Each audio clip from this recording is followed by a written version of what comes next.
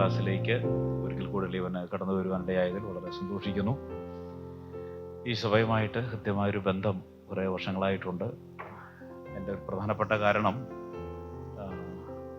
Kurian John, ഞങ്ങളുടെ കുട്ടപ്പച്ചാൻ, ആ പേര് നമ്മുടെ വയലിൽ വരികയുള്ളൂ. ചായന ഈ സഭയിൽ നിന്നുള്ള ആളാണ്. അങ്ങനെ ആ നിലയിൽ ഇവിടെ നിന്ന് ആലടിയിൽ വന്ന് പ്രവർത്തിച്ച ചായന്മാർ കൂടെ ഉണ്ട്. അതുപോലെ തന്നെ ഇതിന് മുമ്പ് ഈ സഭ വിശ്വാസികൾ അങ്ങനെ തന്നെയാണ്, കെട്ടിടത്തിന് മാത്രമേ മാറ്റമുള്ളൂ.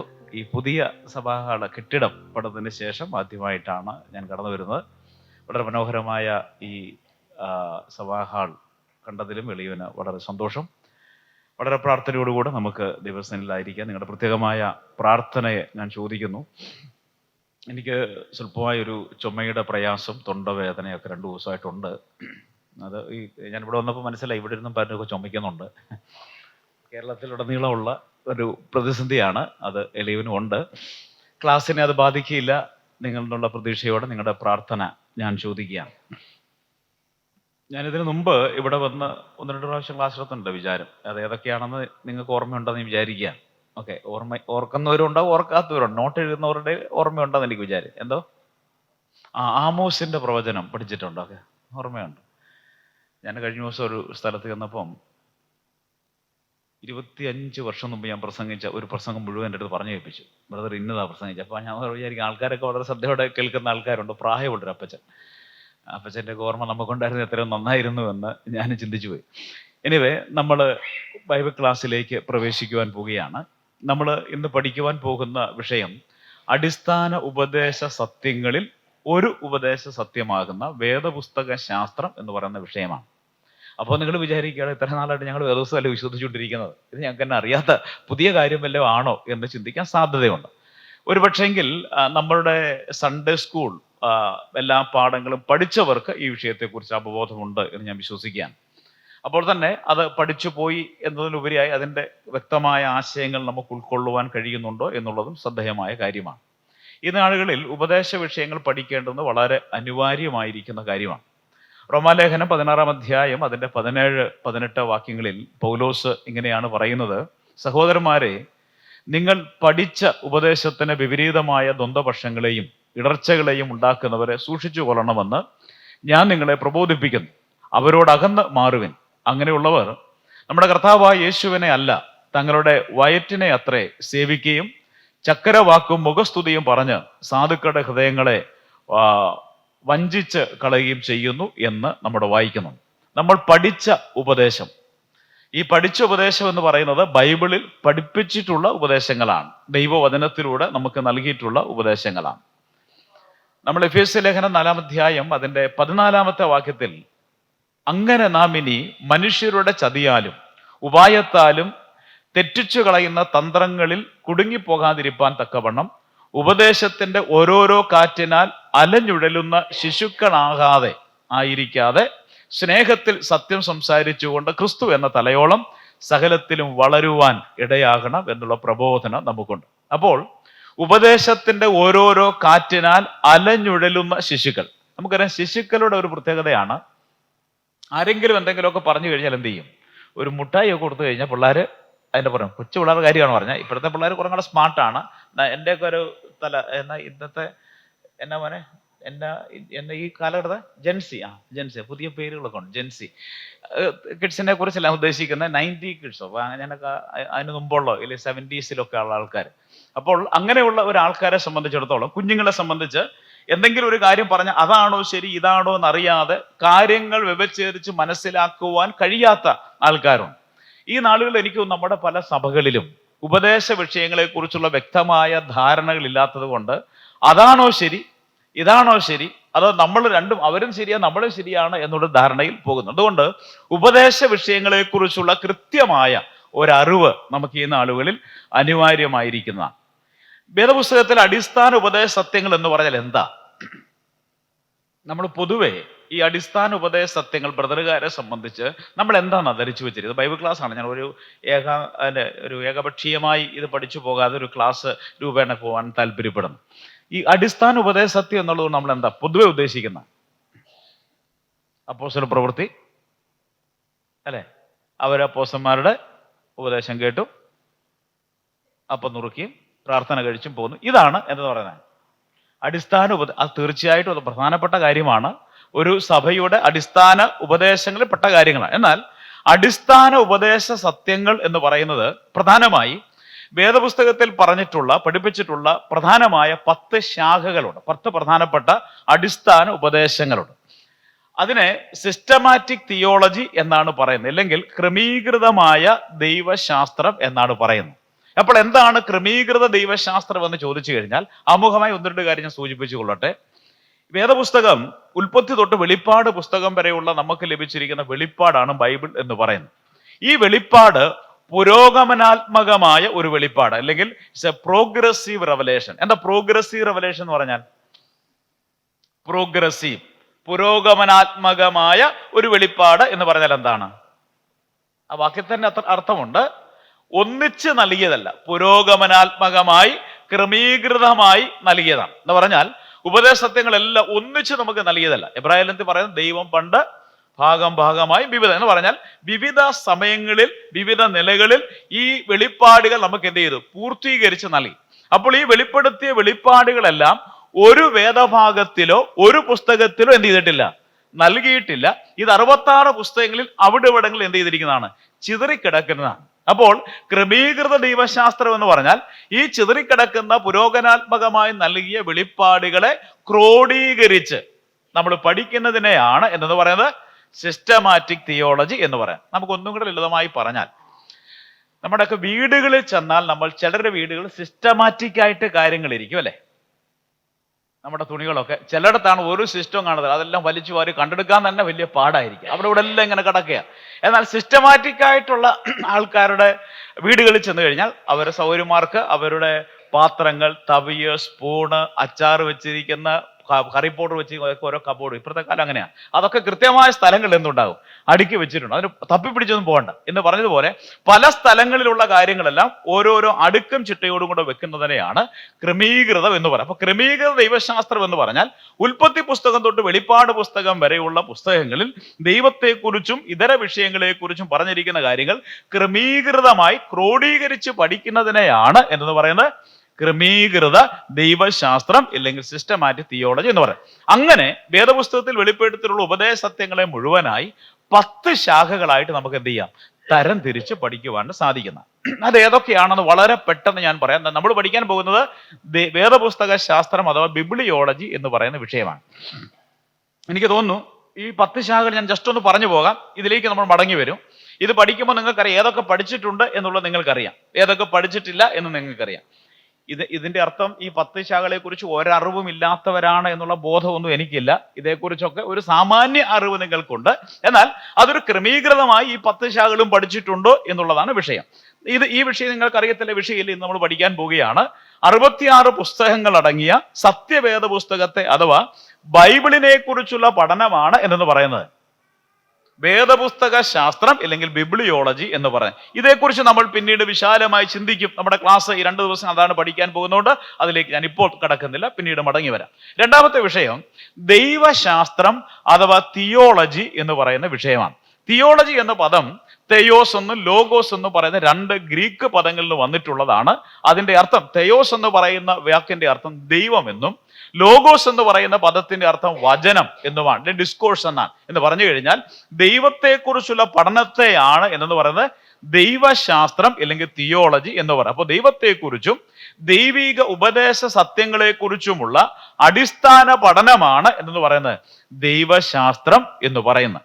ഈ പഠനശാഖയിൽ പ്രധാനമായി വരുന്ന വിഷയങ്ങൾ ഏതൊക്കെ എന്ന് ചോദിച്ചാൽ ദൈവത്തിന്റെ ആസ്തിത്വം, ദ എക്സിസ്റ്റൻസ് ഓഫ് ഗാഡ്, അതുപോലെ തന്നെ ദൈവത്തിന്റെ ഗുണവിശേഷങ്ങൾ, ആട്രിബ്യൂട്ട്സ് ഓഫ് ഗാഡ്, അതുപോലെ തന്നെ ദൈവത്തിന്റെ ആളത്വം, ദ പേഴ്സണാലിറ്റി ഓഫ് ഗാഡ്. നമുക്കറിയാം നമ്മൾ ജീവിക്കുന്ന ഈ ഭാരത നാട്ടിൽ ദൈവത്തിന് വ്യക്തിത്വം പൊതുവെ സങ്കല്പിക്കാറില്ല. ശക്തിയായിട്ടാണ് മനുഷ്യൻ എന്ത് ചെയ്യും? ദൈവത്തെ സങ്കല്പിക്കുകയും മനസ്സിലാക്കുകയും ചെയ്തിരുന്നു. എന്നാൽ വേദപുസ്തകം വെളിപ്പെടുന്ന ദൈവം കേവലം ശക്തിയല്ല, മറിച്ച് വ്യക്തിത്വമുള്ളയാളാണ്.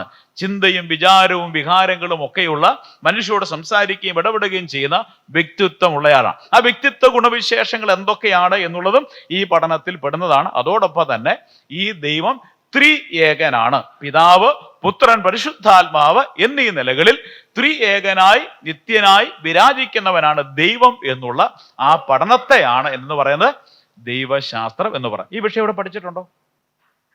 പഠിച്ചിട്ടില്ല, പഠിക്കണം. ഞാനിത് പറഞ്ഞു പോകുന്നതേ ഉള്ളൂ, കാരണം അതേക്കുറിച്ച് ഒരു അറിവുണ്ടാകാൻ വേണ്ടി. ഇത് അറിയത്തില്ല എന്നുള്ളത്, അല്ലെങ്കിൽ ദൈവത്തെക്കുറിച്ച് അറിയാം, അതിൻ്റെ പേര് നമ്മൾ ആരാധിക്കാൻ നാളെ വരത്തില്ല, ദൈവത്തെക്കുറിച്ചും ദൈവത്തിന്റെ ഗുണവിശേഷങ്ങളെ കുറിച്ചും. എന്നാൽ ഇതൊരു ക്രമമായി പഠിച്ചു കഴിഞ്ഞാൽ നമുക്ക് കുറച്ചും കൂടെ പെട്ടെന്ന് കാര്യങ്ങൾ മനസ്സിലാക്കുവാൻ സാധിക്കും എന്നുള്ളത് ഉറപ്പിച്ചു. അതിനകത്ത് ഒത്തിരി കാര്യങ്ങൾ, ഈ 3 ക്ലാസ് കൊണ്ട് ഒരു 45 hours എന്ന് പറയുക 3 credit hour കൊണ്ട് സാധാരണ പഠിപ്പിക്കുന്ന ഒരു ക്ലാസ് ആണിത്. ഈ ഓരോ വിഷയങ്ങളും അങ്ങനെ പഠിക്കേണ്ടത്. എന്നാൽ ഈ സഭയിൽ ഇതെന്താണ് എന്നുള്ളതും അതിൻ്റെ ഏകദേശ രൂപങ്ങളും മനസ്സിലാക്കിയിരിക്കേണ്ട ആവശ്യമാണ് എന്നുള്ള ആ ഒരു പൊതുധാരണയോടുകൂടെയാണ് ഈ വിഷയങ്ങൾ നിങ്ങളുടെ മുമ്പാകെ അവതരിപ്പിക്കുന്നത്. മൂന്നാമത്തെ വിഷയം ക്രിസ്തുശാസ്ത്രം അഥവാ ക്രിസ്റ്റോളജി എന്ന് പറഞ്ഞാൽ ഇത് നമ്മൾ എല്ലാവരും പഠിക്കുന്നതാണ്. പ്രത്യേകിച്ച് ബ്രദറുകാരായ നമ്മൾ ക്രിസ്തുശാസ്ത്രം ഏറ്റവും പ്രധാനപ്പെട്ട ഒരു വിഷയമാണ്. ഇത് നമ്മൾ പഠിക്കുന്നതാണ്. അതിനകത്ത് യേശുക്രിസ്തുവിന്റെ മനുഷ്യത്വം, യേശുക്രിസ്തുവിന്റെ ദൈവത്വം, പൗരോഹിത്യം, വീണ്ടെടുപ്പ് വേല, സ്വഭാവ ശ്രേഷ്ഠത, മരണം, അടക്കം, പുനരുദ്ധാനം, സ്വർഗാരോഹണം, ഇങ്ങനെ കർത്താവായ യേശുക്രിസ്തുവിന്റെ മടങ്ങി വരവ് വരെയുള്ള വ്യത്യസ്തങ്ങളാകുന്ന വിഷയങ്ങൾ ക്രമീകൃതമായി പഠിക്കുന്നതിനെയാണ് എന്ന് പറയുന്നത് ക്രിസ്തുശാസ്ത്രം എന്ന് പറയാം. അപ്പോൾ വേദപുസ്തക ശാസ്ത്രം, ദൈവശാസ്ത്രം, 3 ക്രിസ്തുശാസ്ത്രം, 4 പരിശുദ്ധാത്മ ശാസ്ത്രം. ഇതും നമ്മൾ സാധാരണ സഭകളിലൊക്കെ പഠിക്കുന്നത്. ഇവിടെ പഠിച്ചിട്ടുണ്ടോ? ഉണ്ട്. അത് പ്രധാനപ്പെട്ട കാര്യമാണ്. പരിശുദ്ധാത്മ ശാസ്ത്രം, ഇതിനകത്ത് പരിശുദ്ധാത്മാവിനെ കുറിച്ചുള്ള പഠനമാണ്. ഇതിനകത്ത് പരിശുദ്ധാത്മാവിന്റെ ആളത്വം, ദൈവത്വം, പേരുകൾ, പ്രവൃത്തികൾ, പരിശുദ്ധാത്മാവ് വിശ്വാസിയിൽ, പരിശുദ്ധാത്മാവും കൃപാവരങ്ങളും, പരിശുദ്ധാത്മാവ് വിശ്വാസികൾ എങ്ങനെ പ്രവർത്തിക്കുന്നു, ഇങ്ങനെ വ്യത്യസ്തങ്ങളാകുന്ന വിഷയങ്ങളെ ക്രോഡീകരിച്ചുള്ള പഠനമാണ് ന്യൂമറ്റോളജി അഥവാ പരിശുദ്ധാത്മ ശാസ്ത്രം എന്ന് പറയുന്നത്. 5ാമത്തെ വിഷയം, അതിന് കഴിഞ്ഞ പ്രാവശ്യം ഇവിടെ പഠിച്ചല്ലേ, KC ജോൺസൺ സാറ് പഠിപ്പിച്ചു, ദൂതശാസ്ത്രം. ദൂതന്മാരെ കുറിച്ചുള്ള പഠനമാണ്. അത് ദൂതന്മാർ 2 വിഭാഗമുണ്ട്. വീണുപോയ ദൂതന്മാരുമുണ്ട്, നല്ല ദൂതന്മാരുമുണ്ട്. ദൂതന്മാരുടെ ഉത്ഭവം എന്താണ്, അവരുടെ നിലനിൽപ്പ്, ശുശ്രൂഷകൾ, അവരെപ്പോഴാണ് പാപം ചെയ്തത്, സാത്താനെ അനുഗമിക്കുന്ന ഭൂതങ്ങൾ ആരാണ്, അല്ലെ, ഈവിൾ സ്പിരിറ്റ് ആരാണ്, ഇതിനെ കുറിച്ചൊക്കെയുള്ള പഠനമാണ് ദൂതശാസ്ത്രം എന്ന് പറയുന്നത്. 6ാമത്തെ പഠനം എന്ന് പറയുന്നത് നരവംശാസ്ത്രം അഥവാ ആന്ത്രോപോളജി എന്ന് പറയുന്ന വിഷയം. അതിവിടെ പഠിച്ചിട്ടുണ്ടോ? ഇല്ല, കുഴപ്പമില്ല, അതൊക്കെ നമുക്കറിയാവുന്നതാണ്. എങ്കിലും അത് ക്രമീകൃതമായിട്ട് പഠിക്കാവുന്നതാണ്. അതിനകത്ത് ഈ ആന്ത്രോപോളജി എന്ന് പറയുന്നത് ഈ ദൈവശാസ്ത്രത്തെ മാത്രമല്ല കേട്ടോ, സെക്കുലർ യൂണിവേഴ്സിറ്റികൾ വരെ പഠിക്കുന്ന ഒരു വിഷയമാണ് മനുഷ്യനെ കുറിച്ചുള്ള പഠനം എന്നൊക്കെ. അത് വിശാല വേറൊരു തലത്തിലുള്ള പഠനമാണ്. എന്നാൽ നരവംശാസ്ത്രം എന്നുള്ള ബൈബിൾ ഉദ്ദേശിക്കുന്നത് മനുഷ്യന്റെ ഉത്ഭവം, മനുഷ്യന്റെ സൃഷ്ടിയുടെ ഉദ്ദേശം, മനുഷ്യനുള്ള ഘടകങ്ങൾ അഥവാ ദേഹം, ദേഹി, ആത്മാവ്, മനുഷ്യന്റെ പാപപ്രവൃത്തി, വീഴ്ച, ദൈവം മനുഷ്യന് ക്രിസ്തുവിലൂടെ ഒരുക്കിയ വീണ്ടെടുപ്പ്, നിത്യജീവൻ, മരണാനന്തര ജീവിതം എന്നിവയെക്കുറിച്ചുള്ള ക്രമീകൃതമായ പഠനമാണ് എന്ന് പറയുന്നത് നരവംശാസ്ത്രം എന്ന്. ഇതേക്കുറിച്ച് ബൈബിൾ എന്താണ് പഠിപ്പിക്കുന്നത്, ഇവിടെ ലോകം പഠിപ്പിക്കുന്നതല്ല, ബൈബിൾ എന്താണ് പഠിപ്പിക്കുന്നത് എന്നുള്ള പഠനശാഖയാണ് നരവംശാസ്ത്രം എന്ന് പറയുന്നത്. 7ാമത്തെ കാര്യം എന്ന് പറയുന്നത് പാപശാസ്ത്രം. അത് പഠിച്ചിട്ടുണ്ടോ? ഇല്ല. അതും പഠിക്കേണ്ട വിഷയം. ഹമാർഷിയോളജി നമ്മൾ ചെയ്യുന്നതാണെങ്കിലും പഠിച്ചിട്ടില്ല, പഠിക്കണം, ക്രമീകൃതമായിട്ട് പഠിക്കണം. പാപശാസ്ത്രത്തെ PhD എടുക്കുവാൻ വേണ്ടിയല്ല, ഇതെന്താണ് എന്നും എങ്ങനെയാണ് ഈ കാര്യങ്ങളൊക്കെ വർദ്ധിക്കുന്നതെന്നും മനസ്സിലാക്കുവാൻ വേണ്ടിയാണ്. ഇതിനകത്ത് പാപത്തിന്റെ ഉത്ഭവം, മനുഷ്യന്റെ വീഴ്ച, പാപത്തിന്റെ പരിണിത ഫലങ്ങൾ, അനന്തര ഫലങ്ങൾ, പാപത്തിന്റെ ശിക്ഷ, പാപത്തിന്റെ പരിഹാരം, പാപ സ്വഭാവം, പാപത്തോടുള്ള സമീപനം, പാപവും വിശ്വാസിയും പ്രധാനപ്പെട്ട കാര്യമാണ്. രക്ഷിക്കപ്പെട്ട വിശ്വാസിക്കൊന്നും പാപം ചെയ്യുവാൻ സാധിക്കുമോ, എന്തുകൊണ്ടാണ് രക്ഷിക്കപ്പെട്ടു എന്ന് പറയുന്നവർ പാപം ചെയ്യുന്നത്, വിവിധമായ പഠനങ്ങൾ വേദപുസ്തകത്തിന്റെ അടിസ്ഥാനത്തിൽ പഠിക്കുന്ന ഒരു ശാസ്ത്രീയമായ ക്രമീകൃതമായ പഠനത്തെയാണ് പാപശാസ്ത്രം എന്ന് പറയുന്നത്. ബൈബിൾ ഇതേക്കുറിച്ച് എന്താണ് പഠിപ്പിക്കുന്നത്? 8ാമത്തെ വിഷയം രക്ഷാതത്വശാസ്ത്രം. ഇത് മിക്കവാറും എല്ലായിടത്തും ഈ രക്ഷാതത്വശാസ്ത്രം പഠിക്കാതെ ഇവിടെ ആരും ഇരിക്കത്തില്ല, രക്ഷിക്കപ്പെടണം. അപ്പോൾ രക്ഷാതത്വശാസ്ത്രം പൊതുവെ നമ്മുടെ സഭകളിലൊക്കെ പഠിപ്പിക്കുന്ന വിഷയമാണ്. അത് പ്രധാനമായിട്ട് കർത്താവ് യേശുക്രിസ്തുവിലൂടെ ദൈവം മനുഷ്യനൊരുക്കിയ രക്ഷയെക്കുറിച്ചുള്ള പഠനമാണ് രക്ഷാതത്വശാസ്ത്രം. അതിനകത്ത് രക്ഷയുടെ ആവശ്യം, രക്ഷയുടെ ഉദ്ദേശം, രക്ഷകൻ, രക്ഷാമാർഗം, രക്ഷയിൽ ദൈവത്തിന്റെ സ്നേഹവും കരുണയും പങ്കും, രക്ഷയുടെ ഭദ്രത, രക്ഷാ നിർണയം, ത്രികാല രക്ഷ എന്നീ വിഷയങ്ങൾ ഇതിനകത്ത് പെടുന്ന വിഷയങ്ങളൊക്കെയാണ്. അടുത്ത കാര്യം 9ാമത്തെ വിഷയം, ഇത് നമ്മൾ പഠിച്ചിട്ടുണ്ട്. എനിക്കറിയാം ബ്രദറുകാരായ ആൾക്കാർ സഭാതത്വശാസ്ത്രം ഈ സിസ്റ്റമാറ്റിക് തിയോളജി, ക്രമീകൃത ദൈവശാസ്ത്ര പഠനത്തിൽ സഭയെക്കുറിച്ച് ഇത്ര കൃത്യതയോടുകൂടെ പഠിപ്പിക്കുന്ന വേറൊരു സമൂഹം ഉണ്ടാകത്തില്ല നമ്മളെ പോലെ. അതിനകത്ത് നമുക്ക് അഭിമാനം കൊള്ളാവുന്ന വിഷയമാണ്. സഭാതത്വ ശാസ്ത്രം എന്ന് പറഞ്ഞാൽ സഭയെക്കുറിച്ചുള്ള പഠനമാണ്. സഭയ്ക്ക് രണ്ട് തലങ്ങളുണ്ട്. സാർവത്രിക സഭയുമുണ്ട്, പ്രാദേശിക സഭയുമുണ്ട്.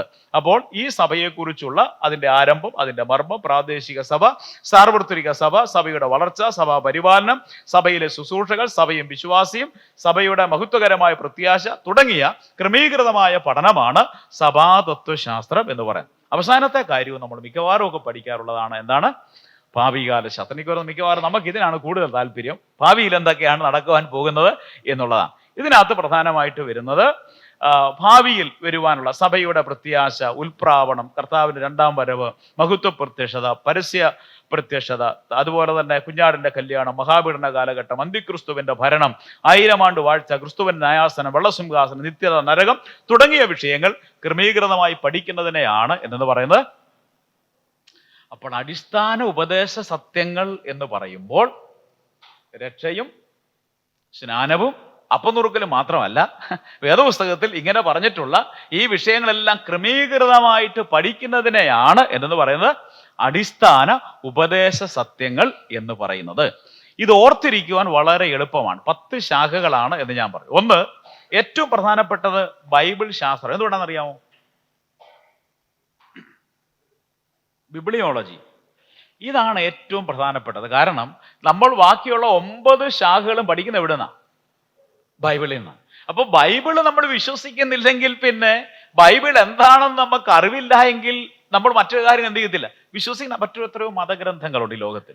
ആ മതഗ്രന്ഥങ്ങളിൽ ഇതേപോലെയുള്ള വിഷയങ്ങളൊക്കെ പ്രതിപാദിക്കപ്പെടുന്ന നമ്മൾ അതിൽ വിശ്വസിക്കാതെ തത്വജ്ഞാനികൾ ഇഷ്ടം പോലെ ഈ വിഷയങ്ങളും ഇതുമായി അനുബന്ധമായ വിഷയങ്ങളും താത്വികമായൊക്കെ പറഞ്ഞിട്ടുണ്ട്. എന്നാൽ ആ വിഷയങ്ങൾക്കോ ആ ഗ്രന്ഥങ്ങൾക്കോ പ്രാധാന്യം കൊടുക്കാതെ ബൈബിളിന് നമ്മൾ എന്തുകൊണ്ട് പ്രാധാന്യം കൊടുക്കുന്നു എന്നുള്ള കാര്യം നമ്മൾ ആദ്യമായിട്ട് എന്ത് ചെയ്തിരിക്കണം, അറിഞ്ഞിരിക്കണം. അതുകൊണ്ട് ഈ 10 ശാഖകൾ ഏറ്റവും പ്രധാനപ്പെട്ടത് വേദപുസ്തക ശാസ്ത്രമാണ്. കാരണം വേദപുസ്തകത്തിലാണ് ഈ വിഷയങ്ങളൊക്കെ നമുക്ക് പഠിക്കുവാനായിട്ട് സാധിക്കുന്നത്.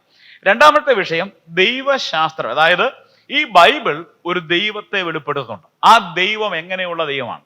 ബൈബിൾ ഒരിക്കലും ദൈവമുണ്ട് എന്ന് സമർത്ഥിക്കുവാൻ ശ്രമിക്കുന്നില്ല. മറിച്ച് ബൈബിൾ എങ്ങനെയാ തുടങ്ങുന്നത്? ആദിയിൽ വചനമുണ്ടായിരുന്നു. Bible begins with assumption there is a God who is in existence. ദൈവം ഉണ്ട് എന്നുള്ള സങ്കല്പത്തോടും വിശ്വാസത്തോടും കൂടി എന്ത് ചെയ്യുന്നത്? ബൈബിൾ ആരംഭിക്കുന്നത്. എന്തുകൊണ്ടായിരിക്കാം ബൈബിളിൽ ദൈവം ഉണ്ട് എന്ന് സമർത്ഥിക്കാൻ ബൈബിൾ ശ്രമിക്കാത്തത്?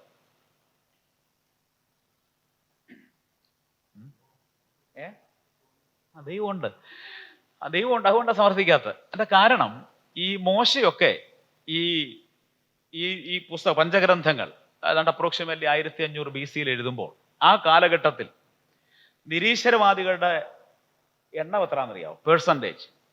ഇനി പോട്ടെ, ഇപ്പോഴെത്ര ഉണ്ട് നിരീശ്വരവാദികൾ ലോകത്തിൽ? എത്ര പെർസെൻറ്റേജ് ഉണ്ട് അപ്രോക്സിമേറ്റ്ലി? 50? അബദ്ധധാരണ അല്ല, ഇല്ല, ഇത്രയില്ലെന്നേ. ചുമ്മാ അത് ഗൂഗിൾ ചെയ്തേ. ഇപ്പം വേണ്ട കേട്ടോ, ഇനി ഉപദേശി ഗൂഗിളിൽ കുറിച്ച് ഒരു നല്ല കംപ്ലൈൻറ്റ് ഉണ്ടോ? വീട്ടിൽ പോയി നോക്കിയാൽ മതി. ഞാൻ നോക്കിയിട്ട് വരും. അതുകൊണ്ടാ പറയാം, ലോകത്തിൽ നിരീശ്വരവാദികളുടെ എണ്ണം 15% താഴെയാണ്. ആഹാ, അതൊരു പുതിയ അറിവ് അല്ലേ? ഇത് നോക്കിയിട്ട് വരണം, ഗൂഗിളിൽ നോക്കിയിട്ട് വരണം. എന്ന് പറഞ്ഞാൽ നിരീശ്വരവാദം എന്ന് പറയാൻ 2-3 നിലകളിലുണ്ട്. ആബ്സല്യൂട്ട് എത്തീസം ഉണ്ട്, അതുപോലെ തന്നെ പ്രാക്ടിക്കൽ എത്തീസ്റ്റും ഉണ്ട്. ആബ്സല്യൂട്ട് എത്തീസ്റ്റ് എന്ന് പറഞ്ഞാൽ സമ്പൂർണമായി ദൈവമില്ല എന്ന് ഇടമറുകിനെ പോലെയോ അങ്ങനെയുള്ള ദൈവനിഷേധികളായ താത്വികമായ ആശയങ്ങളോടുകൂടെ നിഷേധിക്കുന്ന ആൾക്കാരെയാണ് ആബ്സല്യൂട്ട് എത്തീസം എന്നുള്ള ഉദ്ദേശിക്കുക. അങ്ങനെ ദൈവസങ്കല്പം ഇല്ലാത്ത ആൾക്കാർ. എന്നാൽ വേറെ ആൾക്കാരുണ്ട്, ദൈവത്തെക്കുറിച്ച് അവർക്ക് അറിയത്തില്ല, പക്ഷെ they don't deny the existence of God. ദൈവത്തിന്റെ ആസ്തിത്വത്തെ എന്ത് ചെയ്യുന്നില്ല. ഇനി എല്ലാം കൂടെ കൂട്ടിയാൽ പോലും 20% താഴെ ഉള്ളൂ. ആരെന്ന് പറയുന്നത്? ഇന്നത്തെ കാര്യം പറഞ്ഞത് ഈ ആധുനിക. അവ നിരീശ്വരവാദി എന്ന് ഉദ്ദേശിച്ചത് മറ്റെല്ലാവരും ക്രിസ്ത്യാനികളാണെന്നല്ല എൻ്റെ അർത്ഥം. ഹൈന്ദവ വിശ്വാസികളും മുസ്ലിങ്ങളും പാർശ്വ മതക്കാരും എല്ലാവരും ആരാണ്? ഈശ്വര വിശ്വാസികൾ. നിരീശ്വരവാദം ദൈവത്തെ നിഷേധിക്കുന്ന, ദൈവം ഇല്ല എന്ന് വിശ്വസിക്കുന്ന ആൾക്കാർ. ഞാൻ ഇന്നത്തെ കാര്യം. അപ്പോൾ അന്നത്തെ കാലത്തോ? നിങ്ങൾ ഇനി പണങ്ങിപ്പോകണം. മോശയുടെ കാലഘട്ടത്തിൽ 1500 BC നിരീശ്വരവാദികളുടെ പെർസെൻറ്റേജ് എത്ര നിങ്ങൾക്ക് ചിന്തിക്കാവും? വാസ്തവത്തിൽ ആ കാലത്ത് നിരീശ്വരവാദികൾ വളരെ ഇല്ല. പക്ഷെ ആ കാലഘട്ടത്തിൽ ദൈവവിശ്വാസം ഉണ്ടായിരുന്നു എല്ലാവർക്കും. അപ്പോൾ എന്തുകൊണ്ടെന്ന് ചോദിച്ചു കഴിഞ്ഞാൽ, ഈ ദൈവത്തെക്കുറിച്ച് ഉണ്ട് എന്ന് സമർത്ഥിക്കാൻ ബൈബിൾ ശ്രമിക്കാത്തതിന്റെ കാരണം, ആ കാലഘട്ടത്തിലെ മനുഷ്യർക്കെല്ലാം ദൈവം ഉണ്ട് എന്നുള്ള എന്തുണ്ടായിരുന്നു? വിശ്വാസം ഉണ്ടായിരുന്നു. പക്ഷെ ആ ദൈവം ആരാണെന്ന് എന്ത് ചെയ്തായിരുന്നു? അവർക്ക് അറിഞ്ഞുകൂടായിരുന്നു. അവർക്ക് വികലമായ അറിവുകൾ ഉണ്ടായിരുന്നു ദൈവത്തെക്കുറിച്ച് ഉണ്ടായിരുന്ന. They have a false understanding about God. ദൈവത്തെക്കുറിച്ച് തെറ്റായ ധാരണകളുണ്ട്. അപ്പോൾ ബൈബിൾ ഒരിക്കലും ദൈവമുണ്ട് എന്ന് സമർത്ഥിക്കുവാൻ ശ്രമിക്കില്ല, കാരണം അതിന്റെ ആവശ്യകത ഉണ്ടായിരുന്നില്ല. പ്രപഞ്ചത്തിലൂടെയും മനസ്സാക്ഷിയിലൂടെയും ചരിത്രത്തിലൂടെയും ഒരു ദൈവമുണ്ട് എന്നുള്ളത് എല്ലാവരും അംഗീകരിക്കുന്ന സാർവത്രികമായ ഒരാശയമായിരുന്നു. എന്നാൽ ആ ദൈവം ആരാണ് എന്ന് അവർക്ക് എന്ത് ചെയ്യുമായിരുന്നു? Bible try to prove who is true God. യഥാർത്ഥമായ ദൈവം ആരാണ് എന്ന് വെളിപ്പെടുത്തുവാനാണ് എന്ത് ശ്രമിച്ചിട്ടുള്ളത്? ബൈബിൾ ശ്രമിച്ചിട്ടുള്ളത്. ഇതൊരു വിശാല, അത് ദൈവശാസ്ത്രത്തിന്റെ വിഷയമാണ്. ഞാൻ ആമുഖമായിട്ടൊന്ന് പറഞ്ഞു പോയി എന്ന് മാത്രം. അപ്പൊ ദൈവശാസ്ത്രം, വേദപുസ്തകം വെളിപ്പെടുന്ന ദൈവമുണ്ട്. ആ ദൈവം ആരാണ്? അബ്രഹാം ആരായിരുന്നു? നിരീശ്വരവാദിയായിരുന്നു. ആ ദൈവത്തിന്റെ കച്ചവടം നടത്തിക്കൊണ്ടിരുന്ന ആളാണ്. അപ്പൊ ദൈവം ഉണ്ടെന്ന് അവർക്കൊക്കെ അറിയായിരുന്നു. അപ്പോൾ വിഗ്രഹങ്ങളാണ് ദൈവം എന്നൊക്കെ വിശ്വസിച്ചിട്ടാണ്. അപ്പോൾ അവരുടെയൊക്കെ ആ ഒരു കാലഘട്ടത്തിൽ ഈ ദൈവം ആരാണ്? കേവലം ഒരു ശക്തിയല്ല, വ്യക്തിത്വമുള്ളവനാണ്. ആ ദൈവത്തിന്റെ ഗുണവിശേഷങ്ങൾ എന്തൊക്കെയാണ് എന്നുള്ളതാണ് ബൈബിൾ സമർത്ഥിക്കുവാൻ, തെളിയിക്കുവാൻ ശ്രമിക്കുന്നത്. മൂന്നാമത്തെ കാര്യം, നാലാമത്തെ ആശയം, ഇല്ലെങ്കിൽ ക്രിസ്തു ശാസ്ത്രം, യേശു ക്രിസ്തു. നാലാമത്തെ കാര്യം പരിശുദ്ധാത്മശാസ്ത്രം. 5 ദൂതശാസ്ത്രം. ഓർത്തിരിക്കാൻ വേണ്ടി പറയാം. 1 ബൈബിൾ. നമ്മൾ പഠിക്കുന്ന എല്ലാ വിഷയങ്ങളും ബൈബിളിൽ നിന്നാണ്. മറ്റൊരു കാര്യം, ബൈബിൾ വെളിപ്പെടുന്ന ദൈവം എങ്ങനെയുള്ളവനാണ്? ത്രിയേക ദൈവമാണ്. പിതാവ്, പുത്രൻ, പരിശുദ്ധാത്മാവ്. പിതാവിനെ കുറിച്ചുള്ള പഠനം ദൈവശാസ്ത്രം, പുത്രനെ കുറിച്ചുള്ള പഠനം ക്രിസ്തുശാസ്ത്രം, ആത്മാവിനെ കുറിച്ചുള്ള പഠനം പരിശുദ്ധാത്മശാസ്ത്രം. ഈ ദൈവവുമായി ബന്ധപ്പെട്ട് തന്നെ സ്വർഗീയവരായ മറ്റൊരു ബീയിങ് ഉണ്ട്, സെലസ്റ്റിയൽ ബീയിങ്സ് ഉണ്ട്. അവരാണ് ആരെന്ന് പറയുന്നത്? ദൂതന്മാർ. ദൈവത്തെ ആരാധിക്കുന്ന, ദൈവത്തിന്റെ ആജ്ഞകൾ അനുവർത്തിക്കുന്നതായ സ്വർഗീയത്തിലുള്ള ഒരു പറ്റം ആൾക്കാരുണ്ടായിരുന്നു. അവരാണ് ദൂതൻ. അപ്പോൾ ഈ 5 കൂട്ടം ആൾക്കാർ, ആദ്യത്തെ 5 ഗണത്തിൽപ്പെട്ടവർ സ്വർഗവുമായും ദൈവവുമായിട്ട് ബന്ധപ്പെട്ടതാണ്. സ്വർഗത്തിലെ ദൈവത്തിന്റെ വചനം, ആ ബൈബിൾ ഉൾപ്പെടുന്ന ത്രിയേക ദൈവം, ആ ദൈവത്തെ ആരാധിക്കുന്ന, ദൈവത്തിന്റെ ആജ്ഞ അനുസരിപ്പിക്കുന്ന ദൂതന്മാർ. ഇനിയുമുള്ള 5 കാര്യങ്ങൾ ആരുമായിട്ട് ബന്ധപ്പെട്ടാണെന്നറിയാമോ? മനുഷ്യരുമായി ബന്ധപ്പെട്ടതാണ്. ഈ ദൈവം എന്ത് ചെയ്തു? മനുഷ്യനെ സൃഷ്ടിച്ചു. മനുഷ്യൻ എന്ത് ചെയ്തു? പാപം ചെയ്തു. പാപം ചെയ്തപ്പോൾ മനുഷ്യനെ ദൈവം അങ്ങനെ തള്ളിക്കളഞ്ഞില്ല. മനുഷ്യ ദൈവം എന്തൊരുക്കി? രക്ഷാമാർഗം ഒരുക്കി. രക്ഷിക്കപ്പെട്ടവരെ ദിനം പ്രതി എന്ത് ചെയ്യുന്നു? സഭയോട് ചേർത്തുകൊണ്ടിരിക്കുന്നു. സഭയോട് ചേർന്നാൽ ഒരുവൻ എന്തുണ്ട്? ഭാഗ്യകരമായ പ്രത്യാശയുണ്ട്. ഓർത്തിരിക്കാൻ വളരെ എളുപ്പം. 10 ദൈവശാസ്ത്ര ശാഖകൾ. 1 ബൈബിൾ. ബൈബിൾ വെളിപ്പെടുന്ന ത്രിയേക ദൈവം, ദൈവശാസ്ത്രം, ക്രിസ്തുശാസ്ത്രം, പരിശുദ്ധാത്മശാസ്ത്രം. ഇത് കൂടാതെ ഒരു സെലസ്റ്റിയൽ ബീയിങ്, സ്വർഗീയമായ ഒരു സൃഷ്ടികളുടെ ദൂതന്മാർ. 5 കൂട്ടം കാര്യങ്ങൾ ദൈവവുമായി ബന്ധപ്പെട്ട്. അടുത്തത്, ഈ സ്വർഗീയ ദൈവം, ത്രിയേക ദൈവം, ദൈവം തന്റെ സാദൃശ്യ സ്വരൂപത്തിലും എന്ത് ചെയ്തു? മനുഷ്യനെ സൃഷ്ടിച്ചു. അത് നരവംശാസ്ത്രം. ദൈവം തന്റെ സാദൃശ്യ സ്വരൂപത്തിലും മനുഷ്യനെ സൃഷ്ടിച്ച് ഏദൻ തോട്ടത്തിലാക്കിയെങ്കിലും മനുഷ്യൻ എന്ത് ചെയ്തു? പാപം ചെയ്തു. പാപശാസ്ത്രം. പാപം ചെയ്ത മനുഷ്യനെ അങ്ങനെ തന്നെ വിട്ടുകളയാതെ ദൈവം പാപിയായ മനുഷ്യൻ രക്ഷാമാർഗം ഒരുക്കി. അത് രക്ഷാതത്വ ശാസ്ത്രം. രക്ഷിക്കപ്പെട്ടവരെ കർത്താവ് ദിനം പ്രതി എന്ത് ചെയ്യുന്നു? സഭയോട് ചേർത്തുകൊണ്ടിരിക്കും. സഭാതത്വ ശാസ്ത്രം. സഭയിൽ ഒരുവൻ ആയിക്കഴിഞ്ഞാൽ അവൻ എന്തുണ്ട്? ഭാവികാല പ്രത്യാശയുണ്ട്. ഈ 10 കൂട്ടം കാര്യങ്ങളെക്കുറിച്ച് ക്രമീകൃതമായ ഒരു അറിവുണ്ടെങ്കിൽ വേദപുസ്തകം പഠിപ്പിക്കുന്ന അടിസ്ഥാന ഉപദേശ സത്യങ്ങളെക്കുറിച്ച് ഒരു ഗ്രാഹ്യം, ഏതാണ്ട് ഒരു അറിവ് നമുക്കുണ്ടാകും. ഇതിൽ പഠിച്ച വിഷയങ്ങൾ നല്ല കാര്യം.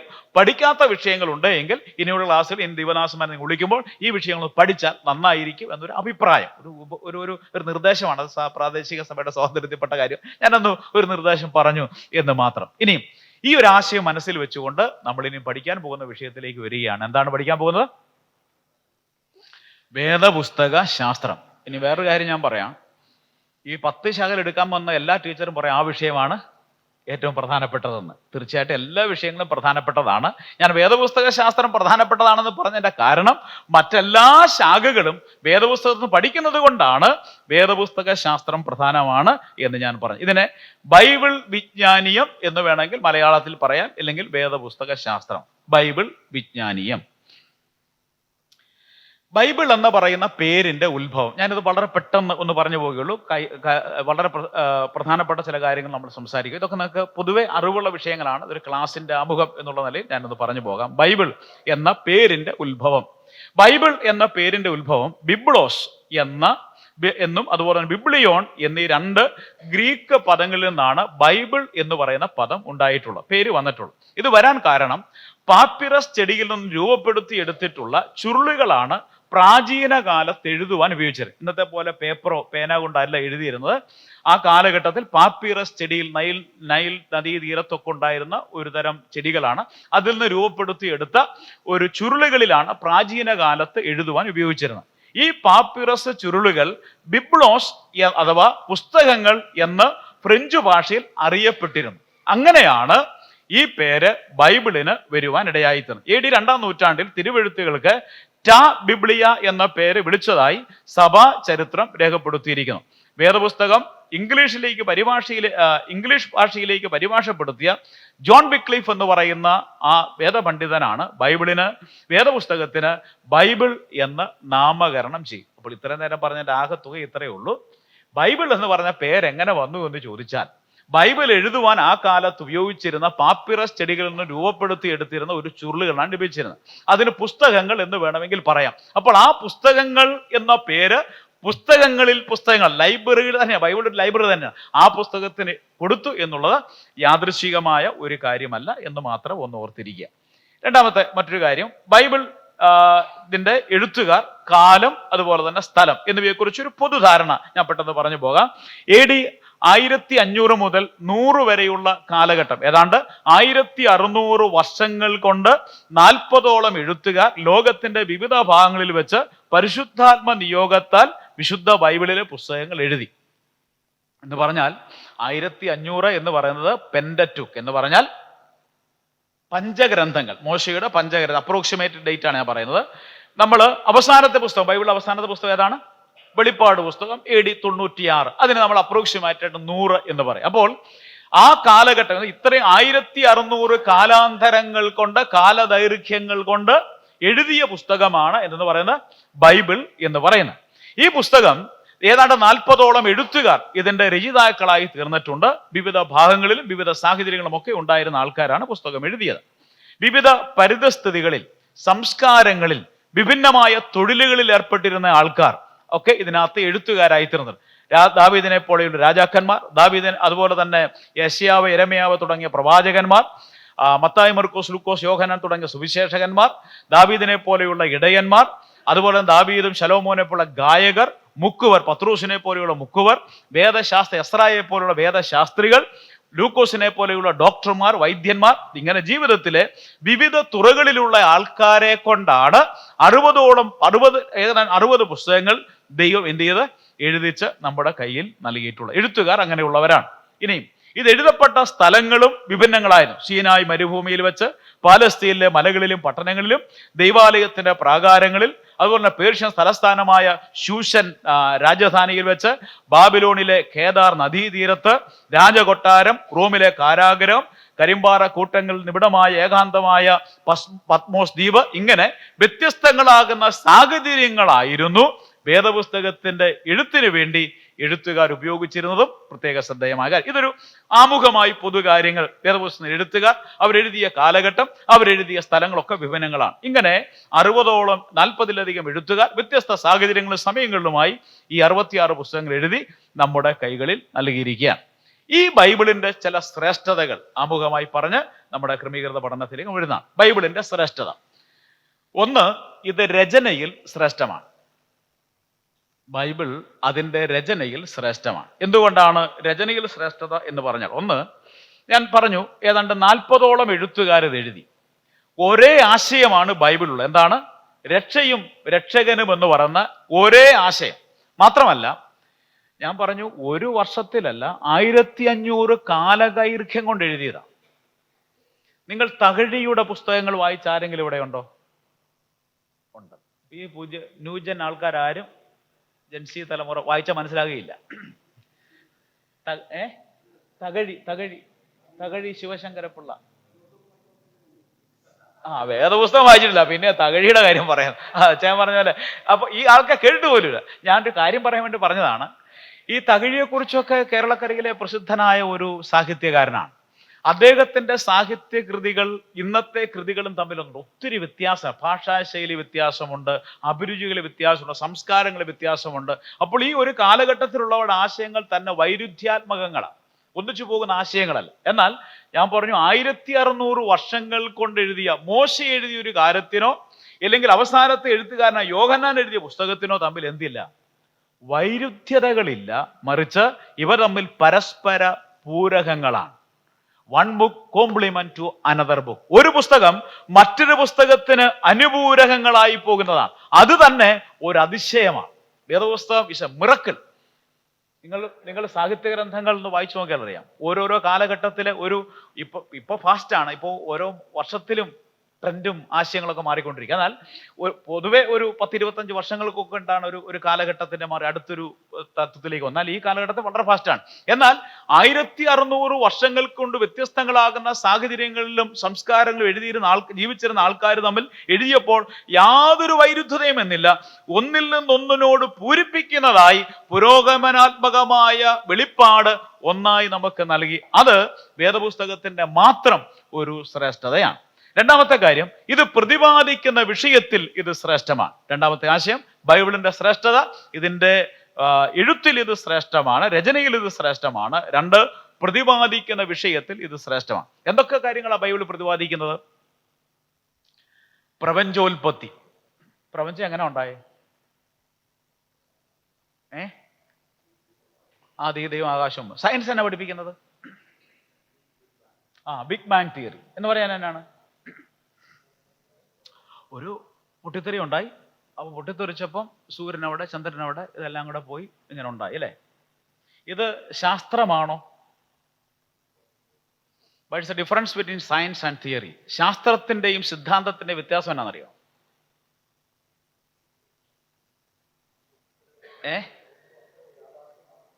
ശാസ്ത്രം എന്ന് പറഞ്ഞു കഴിഞ്ഞാൽ ഒരു വിഷയം നമുക്ക് വീണ്ടും എന്ത് ചെയ്യാൻ പറ്റും? ലാബുകളിൽ തെളിയിക്കപ്പെടുവാൻ പറ്റുന്ന വിഷയങ്ങളെ സയൻസ്. H2O വെള്ളം നമുക്ക് എല്ലാവർക്കും അറിയാം.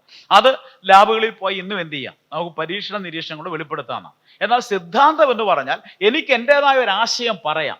ആ സിദ്ധാന്തം എന്താവണമെന്നില്ല, ശാസ്ത്രീയമാകണമെന്നില്ല. അപ്പോൾ ബിഗ് ബാങ് തിയറിയും അതുപോലെ തന്നെ നമ്മുടെ ചാൾസ് ഡാർവിൻ പഠിപ്പിച്ച പരിണാമ സിദ്ധാന്തം, തിയറി ഓഫ് എവല്യൂഷനും ഇതെല്ലാം സിദ്ധാന്തങ്ങളാണ്. ഇതൊന്നും എന്തല്ല? സയൻസ് അല്ല, പ്രൂവൺ തിയറീസേ അല്ല. ഈ പുള്ളി എന്താ പറയുന്നത് നിങ്ങൾ വിചാരിക്കുന്നത്? അസത്യങ്ങൾ അവരെല്ലാം പറയുന്നത്. അതൊന്നും ലോകത്തിൽ ഇതുവരെ എന്ത് ചെയ്തിട്ടില്ല, തെളിയിക്കപ്പെട്ടിട്ടില്ല. ഞാൻ വേറെ കാര്യം പറയട്ടെ, നിരീശ്വരവാദികളാണ് പൊതുവെ ഇങ്ങനത്തെ കാര്യങ്ങൾ വിശ്വസിക്കുന്നത്. ഏത് വിശ്വസിക്കാൻ എളുപ്പം? ഞാനിങ്ങനെ പറയാണ്, ഈ വാച്ച് എങ്ങനെ ഉണ്ടായെന്ന് ചോദിച്ചാൽ ഞാൻ പറയാണ്, ഈ വാച്ച് ഒരു ഇരുമ്പ് കഷണം ഏതോ പിള്ളേർ ഒരു പാട്ടയ്ക്കകത്ത് ഇങ്ങനെ ഇട്ട് കുലി, ഇപ്പം വാച്ചായി. വേറെ തിയറി വന്നത് ടൈറ്റാൻ്റെ വാച്ചാണ്. ഇതൊരു ടൈറ്റാൻ കമ്പനി ഡിസൈൻ ചെയ്ത് ഒരു ഡിസൈനറെ കൊണ്ട് ഡിസൈൻ ചെയ്ത് ഉണ്ടാക്കി. ഏത് വിശ്വസിക്കാൻ എളുപ്പം? തിയറി 1 2? രണ്ടാമത്തെ തിയറി. ഒന്നാമത്തെ തിയറി എന്തല്ല? It's not logical. ഇതെന്തല്ല? ലോജിക്കൽ അല്ല. നിങ്ങളോടൊപ്പം ഉണ്ടല്ലോ പൊതുവെ ആൾക്കാരും ബൈബിൾ വിശ്വസിക്കാൻ ബൈബിൾ വിശ്വസിക്കാനാണ് ബുദ്ധിമാന്മാർ. അവന്മാർക്ക് ഈ ബൈബിൾ വിശ്വസിക്കാത്തവർക്കാണ് അന്ധവിശ്വാസം എന്ന് പറയുക. ഈ പ്രപഞ്ചമെല്ലാം ഒരു പൊട്ടിത്തെറി ഉണ്ടായി, സൂര്യനവിടെ, ചന്ദ്രനവിടെ, ഭൂമി എല്ലാം കൃത്യമായിട്ട് എന്ത് ചെയ്ത് അതാ സ്ഥലങ്ങളിൽ പോയിരുന്നു. ഒരു പൊതുപ്രമാണം, ഡിസൈൻ ഡിമാൻഡ്സ് എ ഡിസൈനർ അല്ലേ? ഈ ഒരു മൈക്ക്, ഈ ബൈബിൾ, എന്തിനറിയണം? ഈ കർച്ചീപ്പ്, ഈ പേന, ഈ നമ്മൾ ഉപയോഗിക്കുന്ന എല്ലാ കാര്യം, ഈ ചെയർ, ഇതിനെല്ലാം എന്നാ ഉണ്ട്? ഒരു ഡിസൈനറുണ്ട്. നട്ടും ബോൾട്ടിനും ഒരു ഡിസൈനറുണ്ട്. എല്ലാത്തിനും ഡിസൈനറുണ്ട്. ഡിസൈനർ ഇല്ല. എവിടെയൊക്കെ ഡിസൈൻ ഉണ്ട്, രൂപകൽപ്പന ഉണ്ടെങ്കിൽ അതിൻ്റെ പിന്നിൽ എന്തുണ്ട്? ഒരു രൂപകൽപ്പിതാവുണ്ട്, രൂപകൽപ്പന ചെയ്ത ഒരാളുണ്ട്. അപ്പോൾ ഈ പ്രപഞ്ചം എത്രയോ അതിശയകരമായിട്ട് അത്ഭുതകരമായിട്ട് ദൈവം ഡിസൈൻ ചെയ്തിരിക്കുന്നത്. വെള്ളമാണോ കരയാണോ കൂടുതൽ? വെള്ളം. എന്നിട്ടെന്തേ കരയെ വെള്ളം മൂടാത്തത്? ബൈബിൾ പറയുന്നു ദൈവം കടലിനൊരു അതിര് വെച്ചിരിക്കും. വാസ്തവത്തിൽ പ്രപഞ്ചത്തിൽ നോക്കിക്കഴിഞ്ഞാൽ ഒരു കാര്യം മനസ്സിലാകും, ആകാശം ദൈവത്തിന്റെ മഹത്വത്തെ വർണ്ണിക്കുന്നു, ആകാശവിധാനം ദൈവത്തിന്റെ കൈവേലയെ പ്രസിദ്ധമാക്കുന്നു. അപ്പോൾ ഈ പ്രപഞ്ചം എങ്ങനെ ഉണ്ടായി എന്ന് ഇതൊക്കെ പറയുമ്പോൾ ഒത്തിരി സമയം ഞാൻ ആ വിഷയം പോവാം. എനിക്ക് ഒത്തിരി കാര്യങ്ങൾ ഇങ്ങനെ വരുന്നുകൊണ്ടിരിക്കുക. ഈ പ്രപഞ്ചോൽപത്തിയെക്കുറിച്ച് മനുഷ്യൻ പഠിച്ച് എങ്ങും എത്തുന്നില്ല. ഇതുവരെയും പ്രപഞ്ചോൽപത്തിയെക്കുറിച്ച് എത്രയോ കോടികൾ, അമേരിക്കൻ ഗവൺമെന്റ് ഒക്കെ എത്രയോ കോടി ഡോളേഴ്സ് അവരുടെ ബഡ്ജറ്റുകളിൽ വകയിരുത്തി പഠനങ്ങൾ, നിരീക്ഷണങ്ങൾ നടത്തിയിട്ട് ഒരു യഥാർത്ഥമായ ഉത്തരം കണ്ടെത്തുവാൻ സാധിച്ചു. ജീവജാലങ്ങൾ എങ്ങനെ ഉണ്ടായി? വേദപുസ്തകം അതിന് ഉത്തരം പറയുന്നു. മനുഷ്യൻ എങ്ങനെ ഉണ്ടായി? പരിണമിച്ച് ഒന്ന് ചാൾസ് ഡാർവിൻ പറഞ്ഞു. അദ്ദേഹം അതിന്റെ അവസാനത്തിൽ പറഞ്ഞു, എനിക്കിതേക്കുറിച്ച് വിശ്വാസമില്ല, ചുമ്മാ ഒരു തിയറി പറഞ്ഞാൽ അദ്ദേഹം തന്നെ പറയും. അപ്പോൾ മനുഷ്യൻ എങ്ങനെ ഉണ്ടായെന്ന് ബൈബിൾ പഠിപ്പിക്കുന്നു. ഭാഷകൾ എങ്ങനെ ഉണ്ടായി? 11-ാം അധ്യായത്തിൽ ദൈവം ഭാഷയെ കലക്കി, ഭാഷാശാസ്ത്രം. അതുപോലെ തന്നെ രാജ്യങ്ങൾ എങ്ങനെ ഉണ്ടായി, വിവിധ രാജ്യങ്ങൾ എങ്ങനെ ഉണ്ടായി, രാജ്യ നിയമങ്ങൾ, ലോകത്തിലെ മിക്കവാറും എല്ലാ രാജ്യങ്ങളുടെ രാജ്യ നിയമങ്ങൾ, അമേരിക്ക അടക്കമുള്ള, ഇന്ത്യ അടക്കമുള്ള രാജ്യങ്ങളുടെ രാജ്യ നിയമങ്ങൾ നേരിട്ടോ അല്ലാതെയോ ബൈബിളുമായിട്ട് എന്ത് ചെയ്യാണ്? കടപ്പെട്ടിരിക്കുന്ന വിഷയങ്ങൾ, രാജ്യ നിയമങ്ങൾ.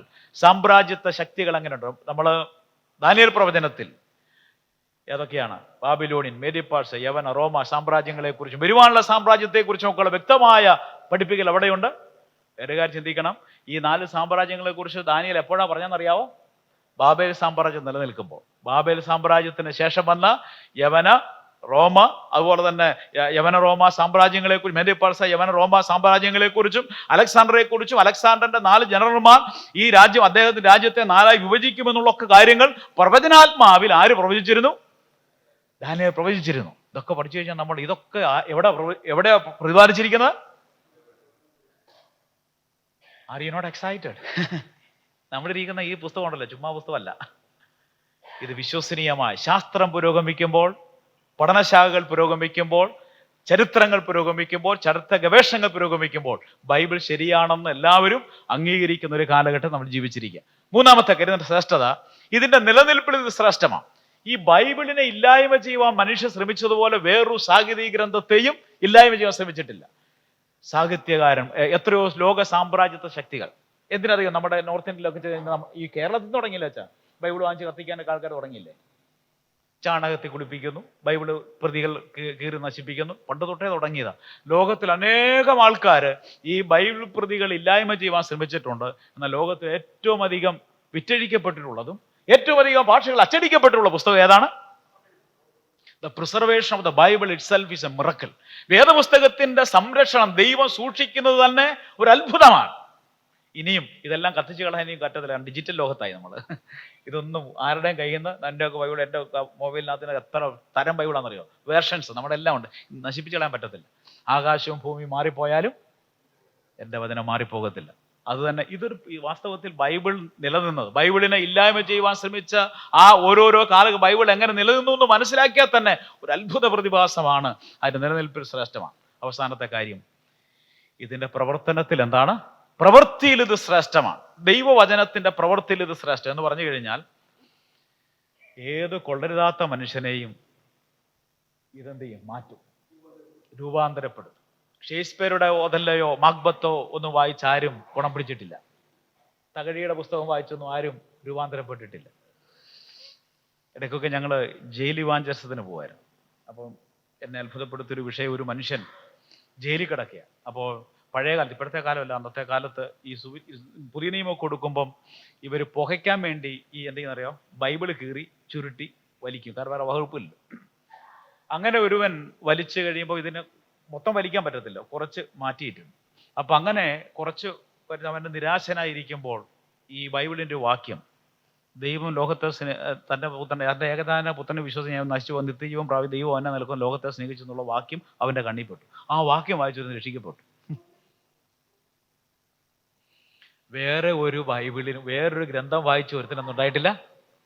ഇനി എന്തിനധികം പറയണം? നമ്മളൊക്കെ ഇവിടെ വന്ന് ഈ മാന്യമായിട്ടിരിക്കേണ്ട കാരണം എന്നാ? ഇനി ഞാൻ എൻ്റെ കാര്യം പറയാം. ഞാനിവിടെ നിന്ന് ഈ മാന്യമായിട്ട് പ്രസംഗിക്കുന്നതിൻ്റെ പഠിപ്പിക്കുന്നതിൻ്റെ കാരണം ഈ ബൈബിൾ എന്ത് ചെയ്തു? നമ്മുടെ ജീവിതത്തിൽ മാറ്റം വരുത്തി. ഇതിൻ്റെ പ്രവൃത്തിയിൽ മാത്രം. ഉദാഹരണം ഒത്തിരി പറയാനുണ്ട്, അങ്ങനെ പോയാൽ നമ്മുടെ വിഷയത്തിൽ എങ്ങും എത്താതെ വരും എന്നുള്ളതുകൊണ്ട് ഞാൻ ആ ഭാഗം വിടുകയാണ്. അപ്പോൾ ബൈബിളിൻ്റെ ശ്രേഷ്ഠത നമ്മൾ കണ്ടു. അതുകൊണ്ട് ഇത്രയും ശ്രേഷ്ഠമായ പുസ്തകമാണെങ്കിൽ നമ്മൾ എന്ത് ചെയ്യണം?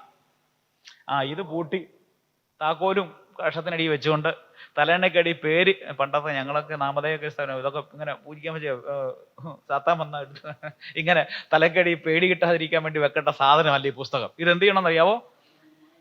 ഇത് തുറക്കണം, അടച്ചു വെക്കരുത്. ഞായറാഴ്ച ആരാധന കഴിഞ്ഞിട്ട് അടുത്ത ഞായറാഴ്ച പൊടിയും തട്ടി എടുത്തുകൊണ്ട് വരാനുള്ള സാധനമല്ല. എന്ത്? മുളന്തുരുത്തിയിലെ ആൾക്കാരെ കുറിച്ചല്ലേ, ചില ആൾക്കാരെ കുറിച്ച് ഞാൻ പറഞ്ഞു. ഇവിടുത്തെ ആൾക്കാരങ്ങനെ സ്ഥിരം വായിക്കുന്നവർ, ചില ആൾക്കാരങ്ങനെയാണ്. ബൈബിള് ഞായറാഴ്ച എടുത്തുകൊണ്ട് വെച്ച് കഴിഞ്ഞാൽ പിന്നെ അത് പിന്നെ ബാക്കി പൂജയ്ക്ക് വെച്ചേക്കുക. അത് കഴിഞ്ഞ് പിന്നെ അടുത്ത ഞായറാഴ്ച രാവിലെ പൊടിയൊക്കെ തട്ടി എടുത്തുകൊണ്ട് വരും. ഇത് തുറക്കണം, ഇത് പഠിക്കണം. വേറൊരു വിഷയം, ഇത് തുറന്നെടുത്ത എന്നാന്നറിയോ? ഇതെടുത്ത ഉടനെ ഉറക്കം വരും അല്ലേ? അയ്യോ, ഇല്ലാത്ത തടസ്സങ്ങളില്ല. ഇതുള്ളത് തന്നെ കേട്ടോ. ബൈബിൾ പഠിക്കാൻ ആത്മാർത്ഥതയോടെ ശ്രമിച്ചാൽ എന്തുണ്ടാകുന്നറിയാവോ? തടസ്സങ്ങളുണ്ടോ? നിങ്ങൾക്ക് ഞാൻ നിങ്ങളുടെ ഒത്തിരി കാര്യങ്ങൾ എൻ്റെ മനസ്സിലുണ്ട്. ഞാൻ ബൈബിൾ സ്കൂളിൽ പഠിച്ചിട്ടുണ്ട്, പല ബൈബിൾ സ്കൂളിൽ പഠിച്ചിട്ടുണ്ട്. ബൈബിൾ സ്കൂളിൽ പഠിച്ചവരാരും കംപ്ലീറ്റ് ചെയ്തിട്ടില്ല. ചില ആൾക്കാർ ഒരു മാസം മുമ്പ്, അതുപോലെ 4 വർഷമൊക്കെ MTH ഒക്കെ പഠിച്ച് പൂർത്തി ഇറങ്ങേണ്ട ഒരു മാസം മുമ്പ് ഗ്രീക്ക് ഹിബ്രു എല്ലാം പഠിച്ചു, ഏതാണ്ട് എബൌട്ട് ടു ഗ്രാജുവേറ്റ്, ആ സമയത്ത് ഡിസ്കണ്ടിന്യൂ ചെയ്ത ആൾക്കാരുണ്ട്. ഒരു സ്കൂളിലും പകുതി ആൾക്കാർ ഒരു ഗ്രാജുവേറ്റ് ചെയ്തിട്ടില്ല. കാരണം ഭയങ്കര പ്രതിബന്ധം. ഞാൻ ബൈബിൾ സ്കൂളൊക്കെ പഠിപ്പിക്കുമ്പോൾ പിള്ളേർ പറയാം, നിങ്ങൾ വചനം പഠിക്കാൻ മുട്ടയെന്ന് പ്രാർത്ഥിച്ചോണ്ട് സാത്താൻ എല്ലാ തന്ത്രവും കൊണ്ടുവരും ഇത് പഠിക്കാതിരിക്കാൻ. ഇനി നിങ്ങൾ ഈ വചനം പഠിക്കാൻ തരമായിട്ട് വന്ന് നോക്കിക്കോ, തടസ്സം കൊണ്ടുവരും. ആത്മാർത്ഥം ഇല്ലാഞ്ഞിട്ടല്ല, വിശ്വാസികളൊക്കെ വളരെ ആത്മാർത്ഥമുണ്ട്. ഞാൻ ചില ആൾക്കാർ പേഴ്സണലായിട്ട് ബൈബിൾ പഠിപ്പിക്കുന്നുണ്ട്. അപ്പോൾ ഒരു ഡോക്ടറും നമ്മുടെ സഹോദരനാണ്, ഞാൻ പേരൊന്നും പറയാൻ താല്പര്യപ്പെടുന്നില്ല. അപ്പോൾ അവർ ക്രമീകൃതമായിട്ട് ഓൺലൈനും അല്ലാതെയൊക്കെ അവരോട് പഠിപ്പിക്കാറുണ്ട്. അപ്പോൾ അവർ പഠിച്ചു തുടങ്ങി പറഞ്ഞു, ഞങ്ങൾ പഠിച്ചുകൊണ്ടിരിക്കുകയായിരുന്നു, ഇപ്പോൾ പേഷ്യൻസ് കൂടി, അവർ സ്വന്തമായിട്ട് ക്ലിനിക്ക് നടത്തുന്നവരാ, പേഷ്യൻസ് കൂടി പഠിക്കാൻ പറ്റുന്നില്ല. അവർ സിൻസിയറായൊരു ഫാമിലി കേട്ടോ. ഞാൻ പറഞ്ഞ അവരെ കളിയാക്കാൻ പറഞ്ഞല്ല, ഡെഡിക്കേറ്റഡ് ഫാമിലി എന്ന് പറഞ്ഞാൽ വളരെ കർത്താവിനോട് പ്രയോജനപ്പെടുകയും അവരുടെ ക്ലിനിക്ക് വരുന്നതോട് സുവിശേഷം പറയുകയും ചെയ്യുന്ന വളരെ കമ്മിറ്റഡ് എന്ന് പറഞ്ഞു കഴിഞ്ഞാൽ, നമ്മൾ വചനം പഠിക്കുവാൻ ആത്മാർത്ഥതയോടെ പഠിക്കുവാൻ തുടങ്ങിയാൽ സാത്താൻ ഒരു കാര്യം എന്നാണെന്നറിയാവോ? ഇത് പഠിച്ചാൽ എന്ത് നടക്കുമെന്നറിയാവോ? ബൈബിള് പഠിച്ച അവന്റെ വിളച്ചിലൊന്നും നമ്മളുടെയൊക്കെ വ്യക്തികൾ നന്നാകും, കുടുംബങ്ങൾ നന്നാകും, സഭകൾ നന്നാകും.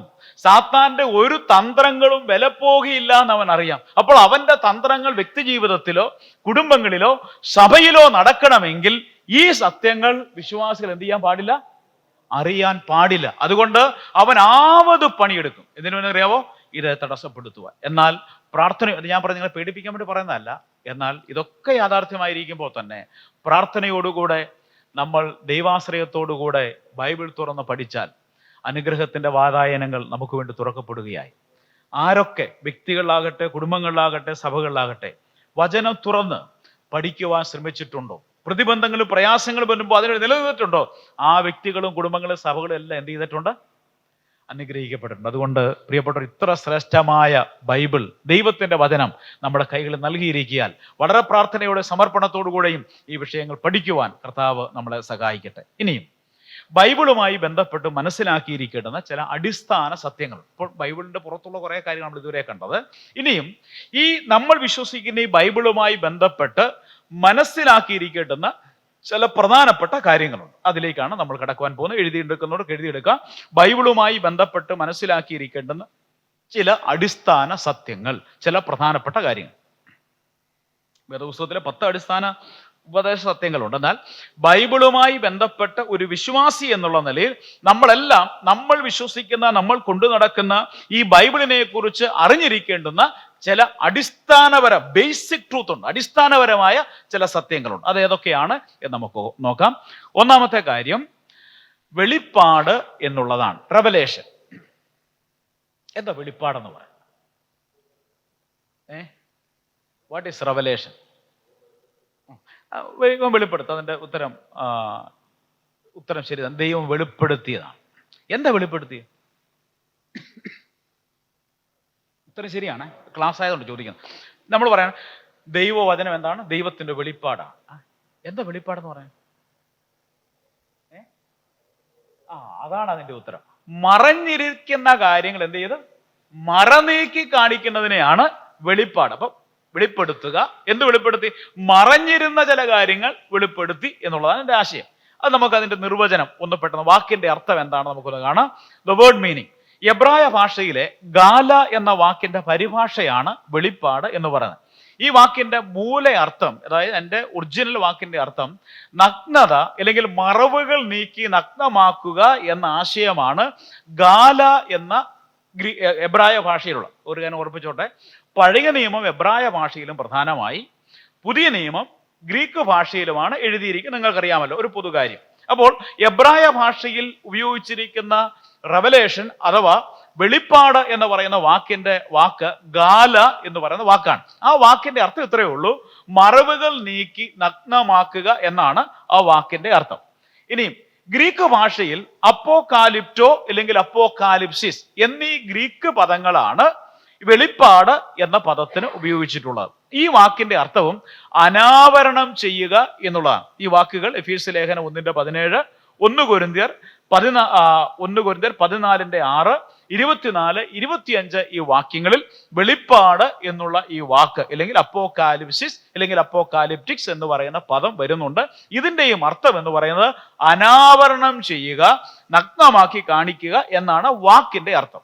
ഇനിയും എന്താണ് അതിന്റെ നിർവചനം എന്ന് പറഞ്ഞാൽ നമുക്കിങ്ങനെ പറയാം: മനുഷ്യന് സ്വയം അറിയുവാൻ കഴിയാത്ത ദൈവത്തിന്റെ സത്തയെക്കുറിച്ചും പദ്ധതിയെക്കുറിച്ചും തൻ്റെ കൃപയെക്കുറിച്ചുമുള്ള ദൈവത്തിന്റെ സ്വയ അനാവരണമാണ് എന്ന് പറയുന്നത് വെളിപ്പാട് എന്ന്. അപ്പോൾ നമ്മൾ പറയാണ് ബൈബിൾ വെളിപ്പാടാണ് എന്ന് പറഞ്ഞാൽ ആശയം ഇത്രയേ ഉള്ളൂ. ഞാൻ പറഞ്ഞു, ബൈബിളിൽ ദൈവമുണ്ട് എന്ന് സമർത്ഥിക്കുവാൻ ശ്രമിക്കുന്നില്ല, മറിച്ച് ഒരു ദൈവമുണ്ട് എന്നുള്ള സാർവത്രികമായ സത്യം മുന്നിൽ വെച്ചുകൊണ്ട് ആ ദൈവം ആരാണെന്നും ആ ദൈവത്തിന്റെ സ്വഭാവ സവിശേഷത എന്താണെന്നും ആ ദൈവത്തിന്റെ ആസ്തിത്വം എന്താണെന്നും ആ ദൈവത്തിന്റെ വ്യക്തിത്വം എന്താണെന്നും ആ ദൈവം മനുഷ്യനുമായിട്ട് എങ്ങനെയൊക്കെ ഇടപെടുന്നു എന്നുള്ളതായ വെളിപ്പാടുകളാണ് അല്ലെങ്കിൽ വെളിപ്പെടുത്തലുകളാണ് ബൈബിളിലുള്ളത്. അതുകൊണ്ടാണ് ബൈബിളിനെ എന്തെന്ന് പറയുന്നത്? വെളിപ്പാട് എന്ന് പറയുന്നത്.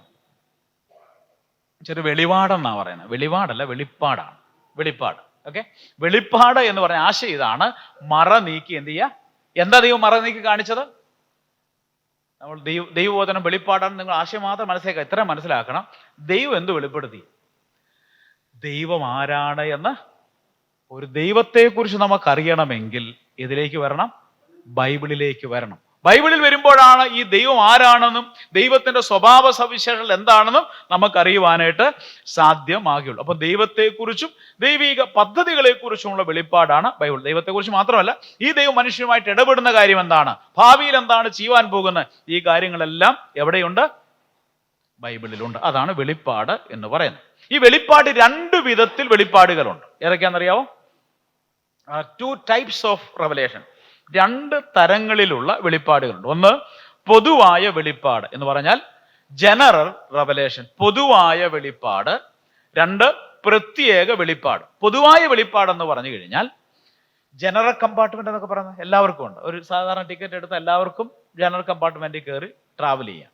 എന്നാൽ സ്ലീപ്പറോ AC-യോ ഫസ്റ്റ് ക്ലാസ്സോ ഒക്കെ എടുത്ത സ്പെഷ്യൽ ടിക്കറ്റ് എടുത്താൽ സ്പെഷ്യൽ കോച്ചിൽ കയറി, ഇല്ലെങ്കിൽ TT വന്ന് പടലേക്ക് പിടിച്ച് ഫൈൻ അടച്ച് നമ്മളെ ഇറക്കി വിടും. എന്ന് പറഞ്ഞു കഴിഞ്ഞാൽ പൊതുവായ വെളിപ്പാട് എല്ലാവർക്കും ഉള്ളതാണ്. ആ പൊതുവായ വെളിപ്പാടിനെ കുറിച്ചാണ് സങ്കീർത്തനം 19:1-6 വരെയും റോമാലേഖനം 1:19-20 വാക്യങ്ങളിൽ പറയുന്നത്. ഈ പൊതുവായ വെളിപ്പാട് നടത്തിയിരിക്കുന്ന പ്രധാനമായി പ്രപഞ്ചത്തിലൂടെയും മനസാക്ഷിയിലൂടെയും അതുപോലെ തന്നെ ചരിത്രത്തിലൂടെയുമാണ് പൊതുവായ വെളിപ്പാട് നൽകിയിരിക്കുന്നത്.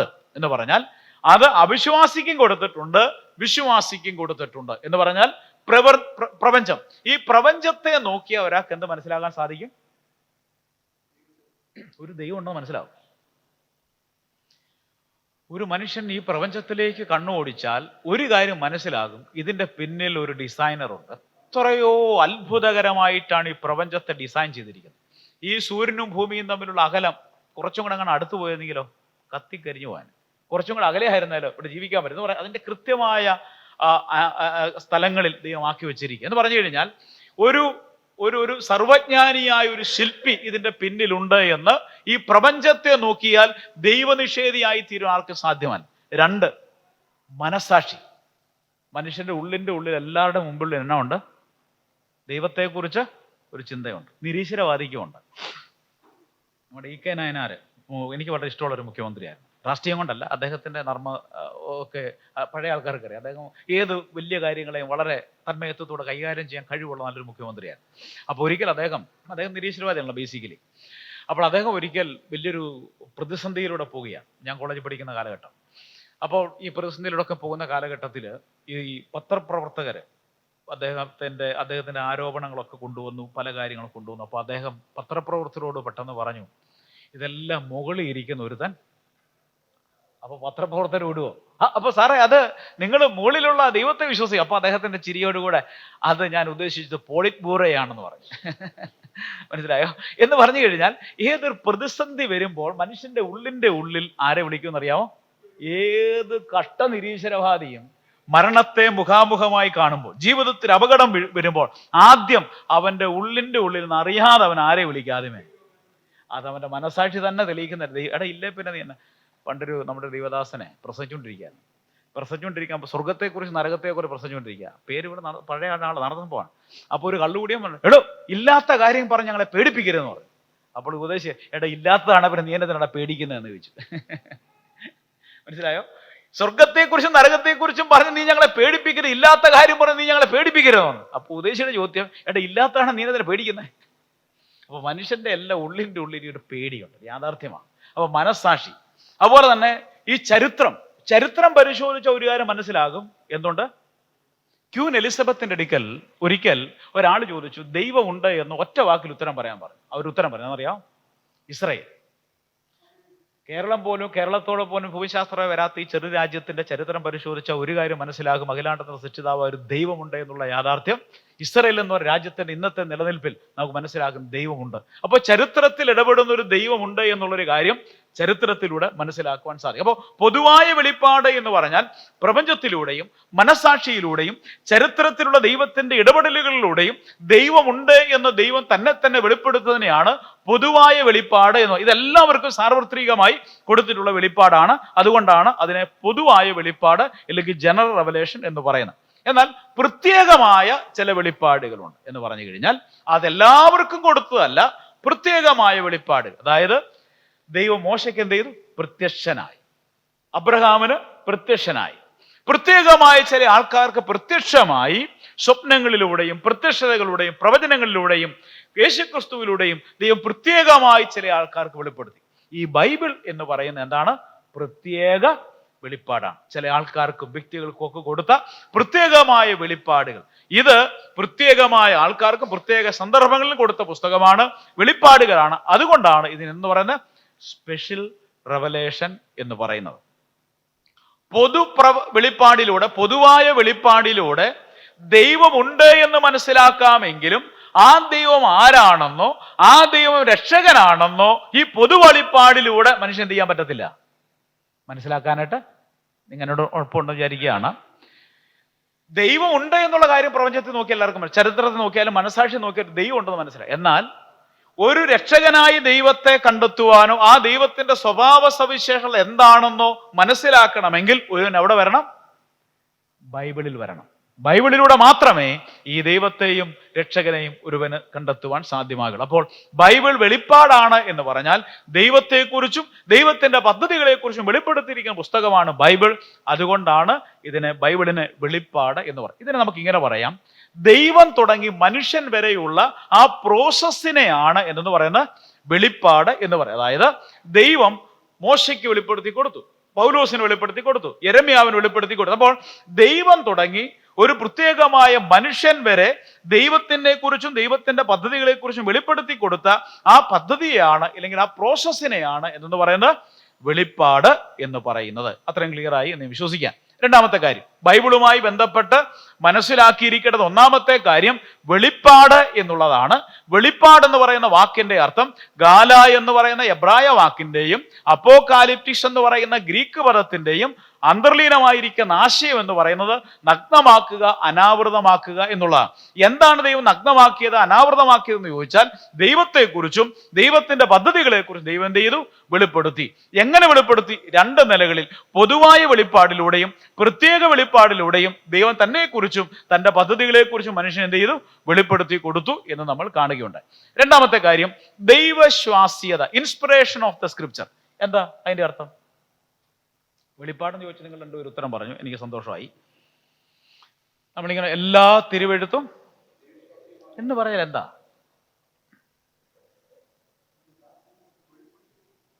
അതാ വെളിപ്പെടുത്തിയത്, അതാ വെളിപ്പാട്. അപ്പൊ ദൈവശാസ്ത്രീയ രണ്ടല്ലേ ജിയോച്ച? വെളിപ്പെടുത്തി കൊടുത്ത കാര്യം റിലേറ്റഡാ. എന്നാ ഈ ദൈവശാസ്ത്രീയത എന്ന് പറഞ്ഞാ ദൈവത്തിന്റെ വാക്കുകൾ, എൻ്റെ വാക്കുകളാണ്. ആർക്കെങ്കിലും ക്ലാസ് ആയതുകൊണ്ട് എല്ലാവർക്കും ഉത്തരം പറയാം കേട്ടോ. ദൈവത്തിന്റെ ഉച്ഛ്വാസമാണ്, ദൈവത്തിന്റെ ഉച്ഛ്വാസം, ദൈവം ശ്വസിച്ചതാണ് എന്നൊക്കെ പറയും. ദൈവം നിശ്വാസ്യ എന്ന് പറയാൻ എന്താ? ദൈവശ്വാസ്യത, ദൈവം വിശ്വസിച്ചത് എന്ന് പറയാൻ എന്താ നമ്മുടെ ചോദ്യം? ദൈവം കറക്റ്റായിട്ട് മനുഷ്യന്റെ തലച്ചോറിലേക്ക് കൊടുത്ത സംഭവമാണ്. ഏതാണ്ടൊക്കെ അടുത്ത സംഭവങ്ങളാണ്.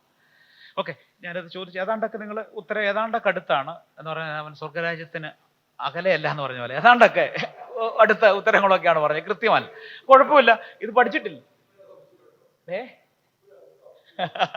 ഓക്കെ, അപ്പൊ നിങ്ങൾക്ക് ഈ വിഷയത്തെക്കുറിച്ച് അറിയണ്ട, എല്ലാം അറിയണ്ട. അത് ഈ പക്ഷേ പഠിച്ചിട്ടില്ല നമ്മൾ. അത് ഞാൻ ഈ കാര്യം പിള്ളേരോടും പറയാറുണ്ട്. നമ്മളൊരു കാര്യം പഠിക്കുമ്പോൾ അത് എന്താണ് എന്ന് എന്ത് ചെയ്യണം? മനസ്സിലാക്കി പഠിക്കണം. എത്രത്തോളം പഠിക്കുന്നു എന്നുള്ളതല്ല വിഷയം, എങ്ങനെ നമ്മൾ മനസ്സിലാക്കി പഠിച്ചു എന്നുള്ള ഏറ്റവും പ്രധാനപ്പെട്ട കാര്യം. സ്കൂളിൽ പഠിക്കുന്നവർ ശ്രദ്ധിച്ചോണേ, കോളേജിലൊക്കെ പിള്ളേർ പണ്ടത്തെ കാലത്ത് നമ്മൾ എങ്ങനെയാണെന്ന് അറിയാം, ബൈഹാർട്ടാ. എന്താ വേടാ പരീക്ഷയ്ക്ക് പോയി നമ്മൾ ഛർദ്ദിച്ചു വെക്കും. നമ്മുടെ എഡ്യൂക്കേഷൻ സിസ്റ്റം തന്നെ മോശമായിരുന്നു.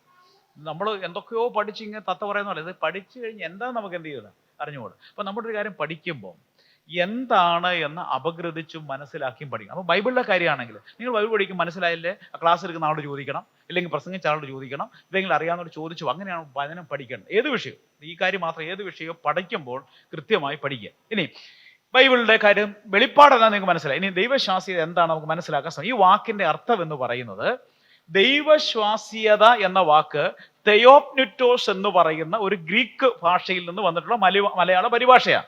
2 തീമോഥെയോസ് 3:16 എല്ലാ തിരുവെഴുത്തും ദൈവശ്വാസ്യം എന്ന് നമ്മൾ വായിക്കുന്നത്. ആ വാക്കിന്റെ അർത്ഥം എന്ന് പറയുന്നത് തെയോസ് എന്ന് പറഞ്ഞാൽ, ആ വാക്കിന്റെ അർത്ഥം 2 വാക്കുകളുടെ സംയോജനമായിട്ടുണ്ടായ വാക്കാണ് തെയോപ്നിറ്റോസ് എന്ന് പറയുന്നത്. തെയോസ് എന്ന് പറയാൻ ദൈവമെന്നും സുസ്റ്റോസ് എന്ന് പറഞ്ഞാൽ ശ്വസിക്കുക എന്നുള്ളതാണ്. ഈ 2 പദങ്ങൾ ചേർന്നതാണ് ഈ വാക്ക് എന്ന് പറയുന്നത്. അതിന്റെ അർത്ഥം എന്താണ് എന്ന് ചോദിച്ചാൽ അതിന്റെ അർത്ഥം ഇത്രമാത്രമാണ്: ദൈവം വെളിപ്പെടുത്തി കൊടുത്ത വചനം തെറ്റുകൂടാതെ രേഖപ്പെടുത്തുന്നതിന് എഴുത്തുകാരിൽ ദൈവം തന്റെ ആത്മാവിനാൽ നടത്തിയ മേൽനോട്ടത്തെയാണ് എന്ന് പറയുന്നത് ദൈവം ശ്വസിച്ചതാണ്. ദൈവത്തിന്റെ വചനം എന്താണ്? ദൈവശ്വാസ്യമായി ലഭിച്ചതാ, ദൈവത്തിന്റെ ഉച്ഛ്വാസമാണ് എന്ന് പറഞ്ഞു കഴിഞ്ഞാൽ 40ഓളം എഴുത്തുകാരെ ദൈവം ഉപയോഗിച്ചു എങ്കിലും ഇതിന്റെ എഴുത്തുകാരൻ ആരാ? പരിശുദ്ധാത്മാവാണ് ഇതിന്റെ എഴുത്തുകാരൻ. അതുകൊണ്ടാണ് ഇതിനകത്ത് എന്തില്ല? വൈരുദ്ധ്യതകളില്ല. 40 എഴുത്തുകാർ പരസ്പരം കണ്ടിട്ടില്ല, ആശയങ്ങൾ വിനിമയം ചെയ്തിട്ടില്ല. എന്നിട്ടും അവർ തമ്മിൽ എഴുതിയപ്പോൾ എന്ത് വന്നില്ല? കോൺട്രവേഴ്സി വന്നില്ല. ഞാൻ നിങ്ങൾക്ക് ഒരു ഉദാഹരണം പറയാം, ഞാനത് വിശദീകരിക്കാം. ഇവിടെ നമ്മുടെ 50 പേരുണ്ടെന്ന് വിചാരിച്ചു. 50 പേര്. ഞാനിപ്പോൾ ഇപ്പോഴത്തെ സമാധാനം അല്ലെങ്കിൽ യുദ്ധം ഈ ഒരു വിഷയത്തെക്കുറിച്ചൊരു ആർട്ടിക്കിൾ എഴുതാൻ, ഒരു 10 സെന്റൻസ് എഴുതാൻ പറഞ്ഞാൽ 50 പേരും 50 ആശയങ്ങളായിരിക്കും പറയുന്നത്. ഒരേ കാലയളവിൽ ഒരേ സാമൂഹിക സാഹചര്യം ജീവിച്ചിരിക്കുന്ന നമുക്ക് 50 പേർക്കും വൈരുദ്ധ്യങ്ങളായ ആശയങ്ങളുണ്ടാകും. ശരിയല്ലേ? ഇനി വിശ്വാസികളായതുണ്ടെങ്കിൽ കുറേയൊക്കെ യോജിപ്പുള്ള കാര്യങ്ങൾ വരുമെങ്കിലും വൈരുദ്ധ്യമായ കാഴ്ചപ്പാടുകൾ ഉണ്ടാകും. ശ്രദ്ധിക്കുക, 1500 വർഷങ്ങൾ മുമ്പ് വരുന്ന BC 1500 എഴുതിയ മോശയും AD 100 ജീവിച്ചിരുന്ന യോഹന്നാനും തമ്മിൽ കണ്ടിട്ടോ ആശയങ്ങൾ കൈകാര്യം ചെയ്യോ വ്യത്യസ്ത സാഹചര്യം ജീവിച്ചിരുന്നു. ഇവര് തമ്മിൽ ആശയങ്ങൾ എന്ത് ചെയ്തിട്ടില്ല? കൈകാര്യം ചെയ്തിട്ടില്ല, വിനിമയം ചെയ്തിട്ടില്ല, കണ്ടിട്ടില്ല. എന്നിട്ടും അവരെഴുതിയ കാര്യങ്ങൾ എന്തുണ്ടായില്ല? വൈരുദ്ധ്യം. ബൈബിൾ ഉൽപ്പത്തി തൊട്ട് വെളിപ്പാട് വരെ വായിച്ചാൽ ഒരു തുടർക്കഥ പോലെ നമുക്ക് വായിക്കാൻ സാധിക്കേണ്ട കാരണം ഇതിന്റെ എഴുത്തുകാരൻ ഒന്നാ. അതാരാന്നറിയാവോ? പരിശുദ്ധാത്മ. അപ്പോൾ ദൈവശ്വാസ്യത എന്ന് പറഞ്ഞ, ദൈവം ഉച്ഛ്വസിച്ചത് എന്ന് പറഞ്ഞാൽ ആശയം എത്ര മാത്രമേ ഉള്ളൂ. മോശയ്ക്കും അതുപോലെ തന്നെ 40ഓളം എഴുത്തുകാർക്കും ദൈവം വ്യത്യസ്ത സാഹചര്യങ്ങൾ സന്ദർഭങ്ങൾ കൊടുത്ത വെളിപ്പാടുകൾ അവരെന്ത് ചെയ്തു? എഴുതി വെച്ചു. ആ എഴുതി വെച്ചത് ഒരു വാക്യം ഒന്ന് വായിക്കണേ. 2 പത്രോസ് 1:20 വാക്യം, 20-21 വാക്യങ്ങൾ. 2 പത്രോസ് 1:20-21 വാക്യങ്ങൾ.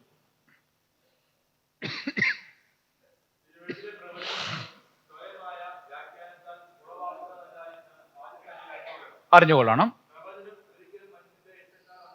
പ്രവചനം ഒരിക്കലും മനുഷ്യന്റെ ഇഷ്ടത്താൽ വന്നതല്ല, ദൈവകൽപ്പനയാൽ മനുഷ്യർ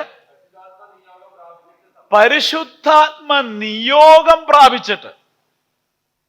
പരിശുദ്ധാത്മാവിന്റെ നിയോഗം എന്ന് പറഞ്ഞാൽ പത്രോസും പൗലോസും യോഹന്നാനും ഒക്കെ എഴുതിയപ്പോൾ അവരെ നിയന്ത്രിച്ചതാരാ?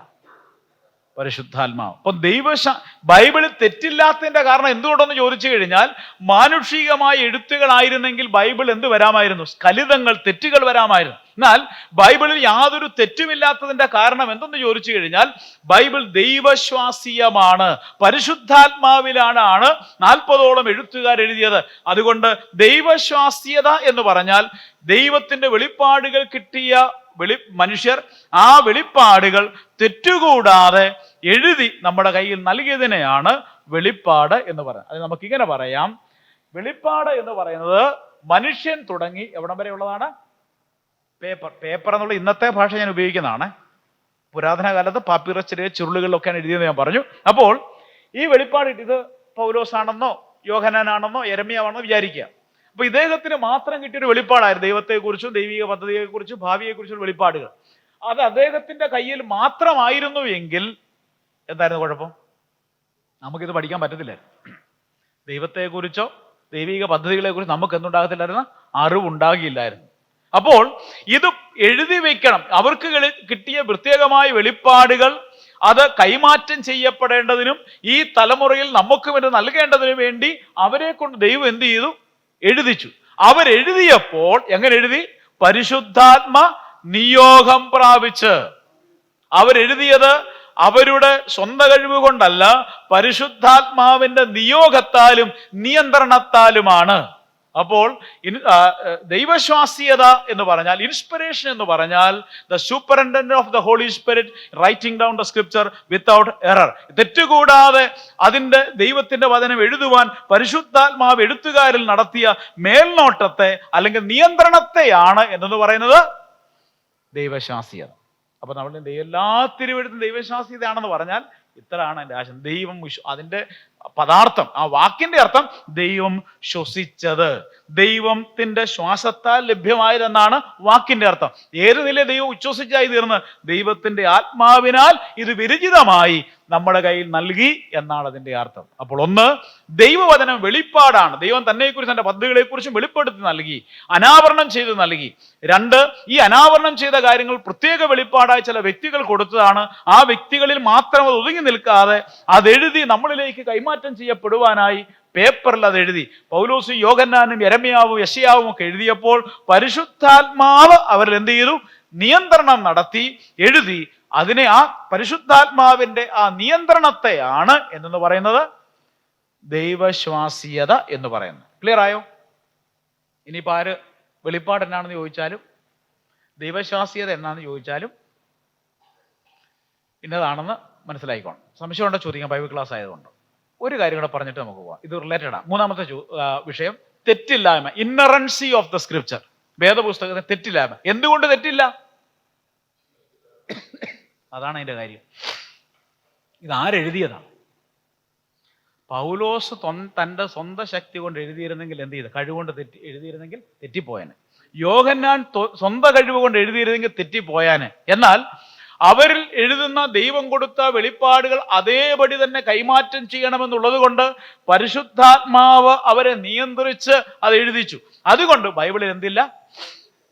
യാതൊരു വിധമായ തെറ്റുമില്ല. ബൈബിളിൽ തെറ്റില്ലായ്മ എന്നാൽ ബൈബിളിൽ പറഞ്ഞിരിക്കുന്ന എല്ലാ കാര്യങ്ങളും പൂർണ്ണമായ സത്യവും യാതൊരു തെറ്റും കൂടാത്തതുമാണ് എന്നുള്ളതാണ്. ബൈബിളിൽ ഉപദേശപരമായ തെറ്റില്ല, ചരിത്രപരമായ തെറ്റില്ല, ഭൂമിശാസ്ത്രപരമായ തെറ്റില്ല, ശാസ്ത്ര സംബന്ധമായ വിഷയങ്ങളിൽ തെറ്റില്ല. മറ്റേതെങ്കിലും വിഷയത്തെ സംബന്ധിച്ചോ യാതൊരു തെറ്റുകളും എന്തില്ല? ബൈബിളിലില്ല. ബൈബിൾ സമ്പൂർണമായി സത്യമാണ്. കാരണം ഇത് തന്നതാരാണ്? സത്യമാകുന്ന ദൈവമാണ്. അതുകൊണ്ട് ബൈബിൾ എന്തില്ല? ഇത് 10 ക്ലാസ് എടുത്ത് തീരാത്തൊരു വിഷയമാണ്. തെളിയിക്കപ്പെടാൻ പറ്റുന്ന ഒത്തിരി വിഷയങ്ങളാണ്. ഒന്ന്, ഉപദേശപരമായ വിഷയം എവിടില്ല? ബൈബിളിലില്ല. 2, ചരിത്രപരമായ വിഷയം. ലോക ചരിത്രവും ബൈബിളും ചേർത്ത് വെച്ച് പഠിച്ചാൽ ഇത് രണ്ടും എന്നാണ്? പൂരകങ്ങളാണ്, ഒന്നിച്ചു പോകുന്നത്. മറ്റു മതഗ്രന്ഥങ്ങളൊക്കെ തുടങ്ങുന്നത് എങ്ങനെയാണെന്നറിയാവോ? പുരാണങ്ങളൊക്കെ വായിച്ചിട്ടുണ്ടോ ആരെങ്കിലും? കുറഞ്ഞ വർഷം കഥകളെങ്കിലും പുരാണങ്ങളിലെ എങ്ങനെ വായിക്കുന്നത്? ആർക്കൊന്നും അറിയത്തില്ല. പറയണേ. പണ്ട് രാജാവ് ജീവിച്ചിരുന്നു. പണ്ട് എപ്പോ, എവിടെ, എങ്ങനെ? ഉത്തരവില്ല. പണ്ട്. ബൈബിൾ അങ്ങനല്ല. ചരിത്രം. ഇസ്രായേൽ മക്കൾ എവിടായിരുന്നു? ഈജിപ്തിലായിരുന്നു. ഫറവോന്മാരവിടെ കഴിഞ്ഞിരുന്നു. ഈജിപ്ഷ്യൻ ഫറവോന്മാരുടെ ചരിത്രം പരിശോധിച്ച് ഏതൊക്കെ ഫറവോന്മാരെ നമുക്ക് മനസ്സിലാകും. നെബൂഖദ്നേസർ രാജാവ് ഇസ്രായേൽ മക്കൾ 931 BC വിഭജിച്ചു. വടക്കേ രാജ്യം അസീറിയരുടെ അടിമത്തത്തിലേക്ക് 722 BC. തെക്കേ രാജ്യം ബാബിലോണിലേക്ക് അടിമകളായിപ്പോയി. നെബൂഖദ്നേസറിന്റെ നെബാപ്പുലാസർ എന്ന് പറയുന്ന രാജാവിന്റെ മകനായ നെബൂഖദ്നേസർ അസീറിയെ പരാജയപ്പെടുത്തി, കർക്കമീഷ് എന്ന് പറയുന്ന ലോകപ്രസിദ്ധമായ യുദ്ധത്തിൽ പരാജയപ്പെടുത്തി. അതിനുശേഷം ബാബിലോണിൽ വന്ന് ഇസ്രായേൽ മക്കൾ അടിമത്തത്തിലേക്ക് കൊണ്ടുപോയി. ഇതൊക്കെ എവിടെ ഉള്ളതാണ്? ചരിത്രത്തിലുള്ളതാണ്. ഇനി ഞാൻ ഈ പറഞ്ഞ കാര്യം മനസ്സിലായില്ലെങ്കിൽ വീട്ടിൽ പോയി ബൈബിളൊക്കെ വേണ്ട ഗൂഗിളിൽ സെർച്ച് ചെയ്താൽ മതി. Babylon, what is Babylonian captivity, what is Assyrian captivity എന്ന് അടിച്ചു കൊടുക്കുമ്പോൾ ലോകത്തിലെ ആൾക്കാർ പറഞ്ഞു തരും, ഇത് ഇസ്രായേൽ മക്കളുണ്ടായിരുന്നു, അവർ പാപം ചെയ്തപ്പം അവരെ അങ്ങോട്ട് കൊണ്ടുപോയതാണ്. അതൊക്കെ ഉള്ള ആൾക്കാരെ, ഇല്ലാത്ത കെട്ടുകഥയല്ല. അപ്പോൾ ഇതെന്താണ്? ചരിത്രപരമാണ്, കെട്ടുകഥകളല്ല.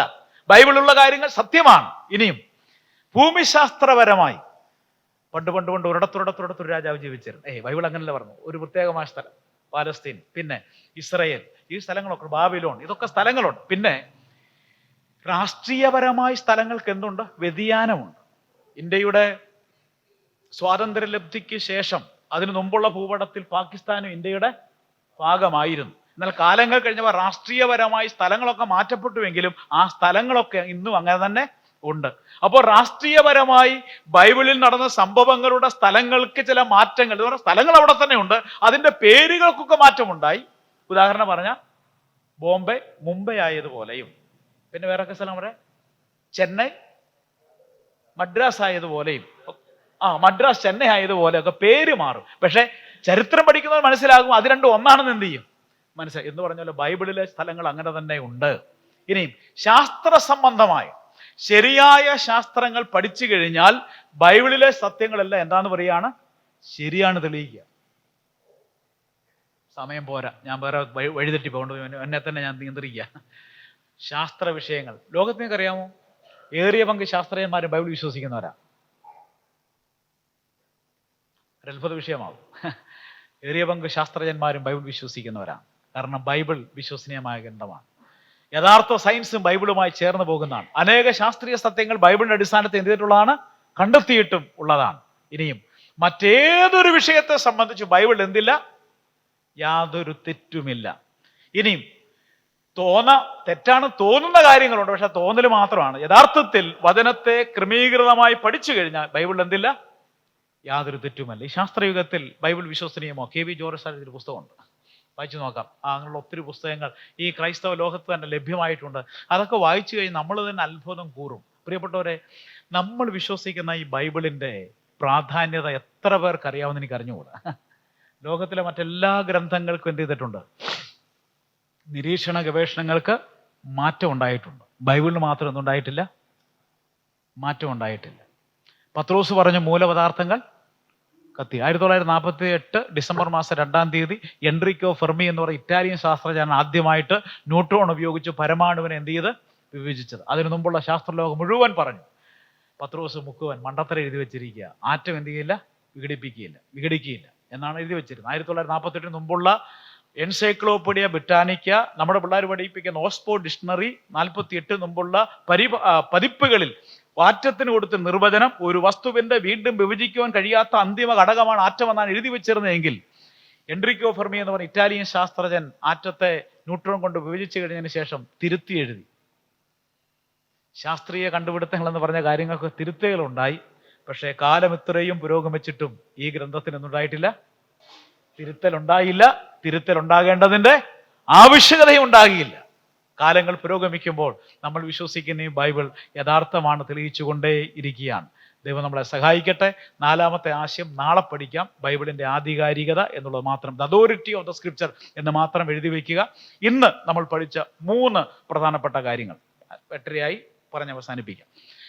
ബൈബിൾ 10 ശാഖകളുണ്ട്. അതിൽ പ്രധാനപ്പെട്ടതാണ് ബൈബിൾ എന്ന് നമ്മൾ കണ്ടു. ബൈബിളിന്റെ ശ്രേഷ്ഠതയെക്കുറിച്ച് നമ്മൾ കണ്ടു. 4 കൂട്ടം കാര്യങ്ങൾ. അതിന്റെ പ്രതിപാദിക്കുന്ന വിഷയത്തിൽ അതെന്താണ്? അത് ശ്രേഷ്ഠമുള്ളതാണ്. 2, അതിന്റെ നിലനിൽപ്പിൽ ബൈബിൾ ശ്രേഷ്ഠമാണ് എന്ന് നമ്മൾ കാണുകയുണ്ടായി. അതിന്റെ പ്രവൃത്തിയിൽ അത് ശ്രേഷ്ഠതയുള്ളതാണ്. ഇന്നും വചനം പഠിക്കുമ്പോൾ നമ്മളെ ജീവിതത്തെ രൂപാന്തരപ്പെടുത്തുവാൻ ശക്തിയുള്ളതാണ് ബൈബിൾ. അതുകൊണ്ട് ബൈബിൾ ശ്രേഷ്ഠമായ കാര്യമാണ്. പിന്നീട് ബൈബിളുമായി ബന്ധപ്പെട്ട് നമ്മൾ മനസ്സിലാക്കിയിരിക്കേണ്ട ചില അടിസ്ഥാന സത്യങ്ങളിൽ 3 കാര്യങ്ങൾ നമ്മൾ കണ്ടത്. ഒന്ന് എന്താണ്? വെളിപ്പാട്. വെളിപ്പാടെന്ന് പറഞ്ഞാൽ എന്താണ്? മറഞ്ഞിരിക്കുന്നത്. എന്താ ദൈവം മറഞ്ഞിരിക്കുന്നത് വെളിപ്പെടുത്തിയത്? ദൈവത്തെക്കുറിച്ചും ദൈവത്തിന്റെ പദ്ധതികളെക്കുറിച്ചും ദൈവം അനാവരണം ചെയ്തു, വെളിപ്പെടുത്തി നൽകി. അതിന് വെളിപ്പാട്. 2 നിലയിൽ വെളിപ്പാടുണ്ട്. പൊതുവായ വെളിപ്പാടുമുണ്ട്, പ്രത്യേക വെളിപ്പാടുണ്ട്. General revelation, special. പൊതുവായ വെളിപ്പാട് പ്രപഞ്ചത്തിലൂടെയും മനസാക്ഷിയിലൂടെയും ചരിത്രത്തിലൂടെയും നൽകിയപ്പോൾ പ്രത്യേകമായ വെളിപ്പാട് ഒറ്റ വാക്കിൽ പറഞ്ഞ ബൈബിളിലൂടെ ദൈവം നമുക്ക് നൽകി. രണ്ടാമത്തെ കാര്യം എന്താണ്? ദൈവശ്വാസീയത. എന്താ ദൈവശ്വാസീയത എന്ന് പറഞ്ഞാൽ? ദൈവം ഉച്ഛ്വസിച്ചത് എന്ന് പറഞ്ഞാൽ ദൈവം കൊടുത്ത വെളിപ്പാടുകൾ തെറ്റുകൂടാതെ എഴുതി വെക്കുന്നതിന് എഴുത്തുകാരെ, വേദപുസ്തക എഴുത്തുകാരെ ദൈവത്തിന്റെ ആത്മാവ് നിയന്ത്രിച്ചതിനെയും സഹിച്ചതിനെയും ആണ് എന്തെന്ന് പറയുന്നത് ദൈവശ്വാസം. എല്ലാ തിരുവെഴുത്തും ദൈവശ്വാസീയതയാണെന്ന് പറഞ്ഞു കഴിഞ്ഞാൽ ഇതെല്ലാം ദൈവം എഴുതി നൽകിയതാണ്. ഒറ്റ വാക്കിൽ പറഞ്ഞാൽ ഇതിന്റെ എഴുത്തുകാരൻ ആരാ? പരിശുദ്ധാത്മാവാണ് ഇതിന്റെ എഴുത്തുകാരൻ, ദൈവമാണ് ഇതിന്റെ എഴുത്തുകാരൻ, മനുഷ്യൻ എഴുതിയതല്ല. ബൈബിളിന് ഒരിക്കലും ഒരു മാനുഷിക ഗ്രന്ഥമായി പരിഗണിക്കരുത്. ഇത് ദൈവിക ഗ്രന്ഥമാണ്, പരിശുദ്ധാത്മാവിനാൽ നൽകിയിട്ടുള്ള ഗ്രന്ഥമാണ്. മൂന്നാമത്തെ കാര്യം, ഈ പരിശുദ്ധാത്മാവിനാൽ എഴുതി തന്നതായതുകൊണ്ട് ബൈബിളിൽ എന്തില്ല? തെറ്റില്ല. എന്ത് തെറ്റില്ല? ഒരു തെറ്റുമല്ല. ഉപദേശപരമോ ഭൂമിശാസ്ത്രപരമോ ചരിത്രപരമോ ഇല്ലെങ്കിൽ ഏതെങ്കിലും വിഷയ സംബന്ധമായോ യാതൊരു തെറ്റുമില്ലാത്ത പുസ്തകമാണ് ബൈബിൾ. ഓരോരോ പഠനശാഖകളും വിശാലമായി പഠിച്ചുകൊണ്ടിരിക്കുമ്പോൾ ബൈബിൾ ശരിയാണെന്ന് സമർത്ഥിച്ചുകൊണ്ടും തെളിയിച്ചുകൊണ്ടും ഇരിക്കുന്ന ഒരു കാലഘട്ടത്തിൽ നമ്മൾ ജീവിക്കുന്നത്. അതുകൊണ്ട് ഈ ബൈബിൾ എന്താണ്? ആധികാരികമാണ്. ഏതൊക്കെ കാര്യങ്ങൾ ആധികാരികമാണ്? ദൈവം അനുവദിച്ച നമുക്ക് നാളെ ചിന്തിക്കാം. കർത്താവ്